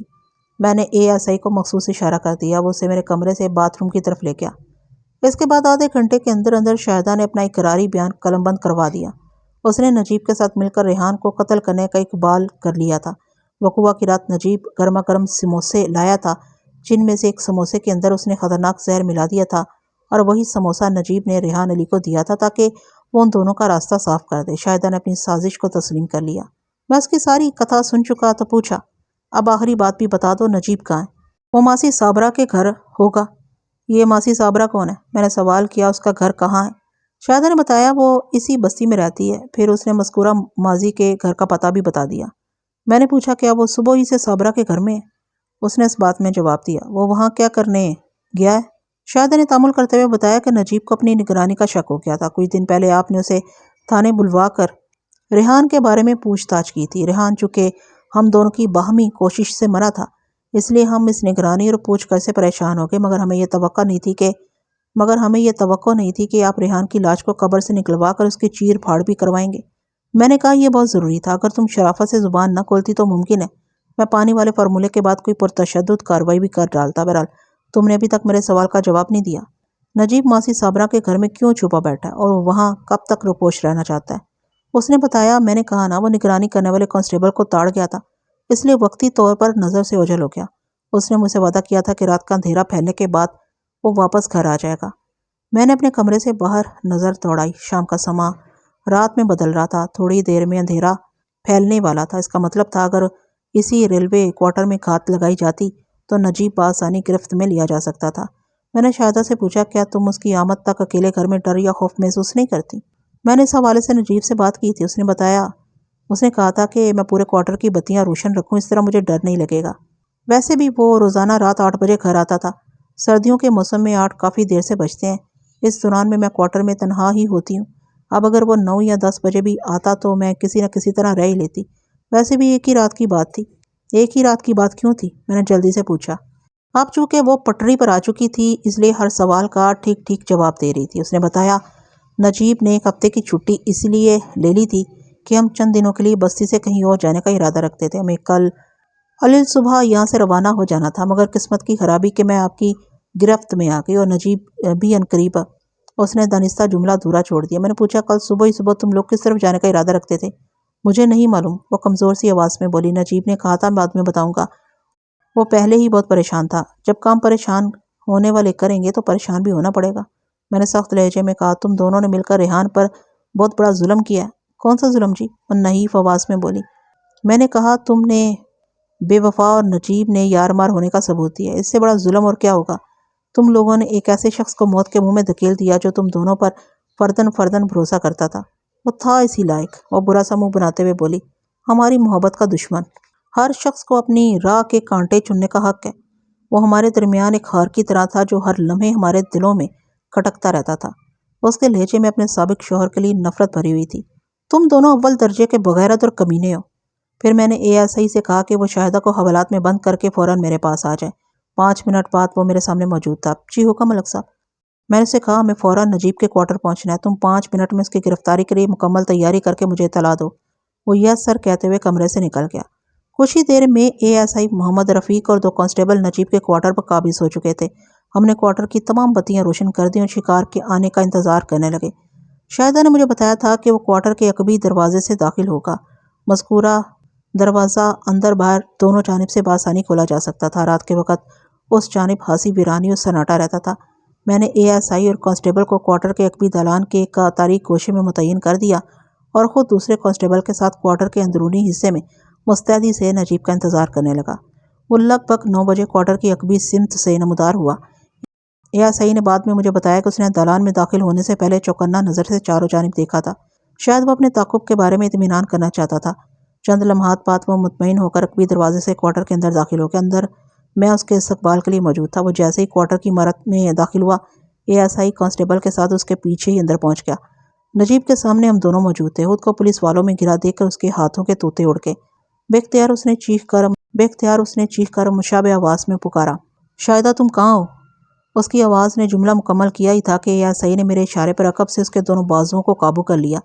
پھر بجلی کی صورت سے اسے ہتھ کڑی لگا دی گئی۔ میں نے خاص طور پر اسے الٹی ہتھ کڑی پہنائی تھی۔ وہ مچل کر رہ گیا۔ میں نے اس کے چہرے کے نزدیک اپنا چہرہ لاتے ہوئے خوخار لہجے میں دریافت کیا، کس شاہدہ کو آواز دے رہے ہو گدھے کے بچے؟ میں اپنی بیوی شاہدہ۔ جملہ ادھورا چھوڑ کر وہ متوحش نظر سے مجھے دیکھنے لگا۔ بندہ سمجھدار لگتا تھا، اس لیے اس نے بھانپ لیا کہ بسات الٹ چکی ہے۔ میں نے اس کے گال پر ایک زناٹے دار تماچا رسید کرتے ہوئے کہا، فکر نہیں کرو، میں تمہیں تمہاری بیوی سے ملوانے کے لیے ہی اپنے ساتھ لے کر جا رہا ہوں۔ کہاں ہے وہ؟ اٹکتے ہوئے بولا، شاہدہ کہاں ہے؟ میرے تھانے کے حوالات میں۔ میں نے اسے ایک زوردار دھکا دیتے ہوئے کہا، اور تمہاری اطلاع کے لیے بتاتا چلوں کہ تمہاری محبوبہ بیوی نے اقبال جرم کر لی ہے۔ یہ آپ کیا کہہ رہے ہیں؟ وہ کلایا، ہم نے کون سا جرم کیا ہے؟ ہم دھکیلتے ہوئے اسے کوارٹر سے باہر لے آئے۔ میں نے خالص تھانے دارانہ انداز میں کہا، تفصیل تو تمہیں تھانے جا کر ہی بتاؤں گا، بس اتنا سمجھ لو کہ تم دونوں کے لیے پھانسی کا پھندا تیار ہو چکا ہے۔ پھر ہم اسے ساتھ لے کر تھانے لے آئے۔ شاہدہ کے اقبال جرم کرنے اور ہماری تحویل میں ہونے کے سبب نجیب زیادہ پھرتی اور چالاکی نہ دکھا سکا۔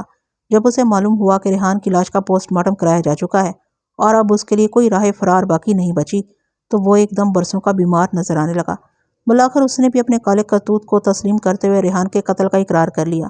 ریحان کے قتل والا معاملہ تو کنارے سے جا لگا تھا، مگر میرے ذہن کا ایک گوشہ ابھی اطمینان سے محروم تھا۔ چک جھمرا کے نزدیکی گاؤں میں نجیب کے تایا امانت علی سے ہونے والی ملاقات میرے ذہن میں نقش تھی۔ میں نے سلمہ کے حوالے سے نجیب سے پوچھ گچھ کی تو وہ مجھے بھی وہی کہانی سنانے لگا جو 1 سال سے اس نے مشہور کر رکھی تھی، لیکن میں اس سے کچھ اور جاننا چاہتا تھا۔ میں نے نجیب اللہ کو ایک جلاد صفت حوالدار کے حوالے کیا اور اپنا مقصد سمجھاتے ہوئے اس سے کہا کہ میں اس کی زبان سے سچ سننا چاہتا ہوں۔ اب یہ میں تم پر چھوڑتا ہوں کہ تم اس کی زبان کس طرح کھلواتے ہو۔ اس حوالدار کو زیادہ محنت نہیں کرنا پڑی۔ ٹرائل روم کی جانب سے چند کربناک چیخیں بلند ہوئیں اور نجیب اللہ کو میرے سامنے پیش کر دیا گیا۔ اس کے چہرے پر کچھ اس قسم کے تاثرات تھے جیسے اس کے سامنے کوئی تھانے دار نہیں بلکہ ملک الموت کھڑا ہو۔ اس نے کپ کپاتی ہوئی آواز میں کہا، قتل ایک کیا ہو یا 1000، پھانسی تو ایک ہی بار لگے گی۔ پھر میں کوئی بات چھپا کر حوالدار کے ہاتھوں کیوں لمحہ بہ لمحہ منہ سے زیادہ اذیت سا ہوں؟ میں نے طنزیہ انداز میں اس کے سمجھدار ہونے کی تعریف کی اور اس نے سب کچھ اگل دیا۔ نجیب کے بیان کے مطابق اس نے اپنی پہلی بیوی سلمیٰ کا گلا گھونٹ کر ہلاک کر دیا تھا اور اس کی لاش کو اس نے کوارٹر کے داخلی دروازے کے قریب اندر کی جانب زمین کھود کر دبا دیا تھا، اور اسی مقام پر دوسرے روز اس نے نیم کا ایک پودا بھی لگا دیا تھا جو اب ایک مضبوط پیڑ کی شکل اختیار کر چکا تھا۔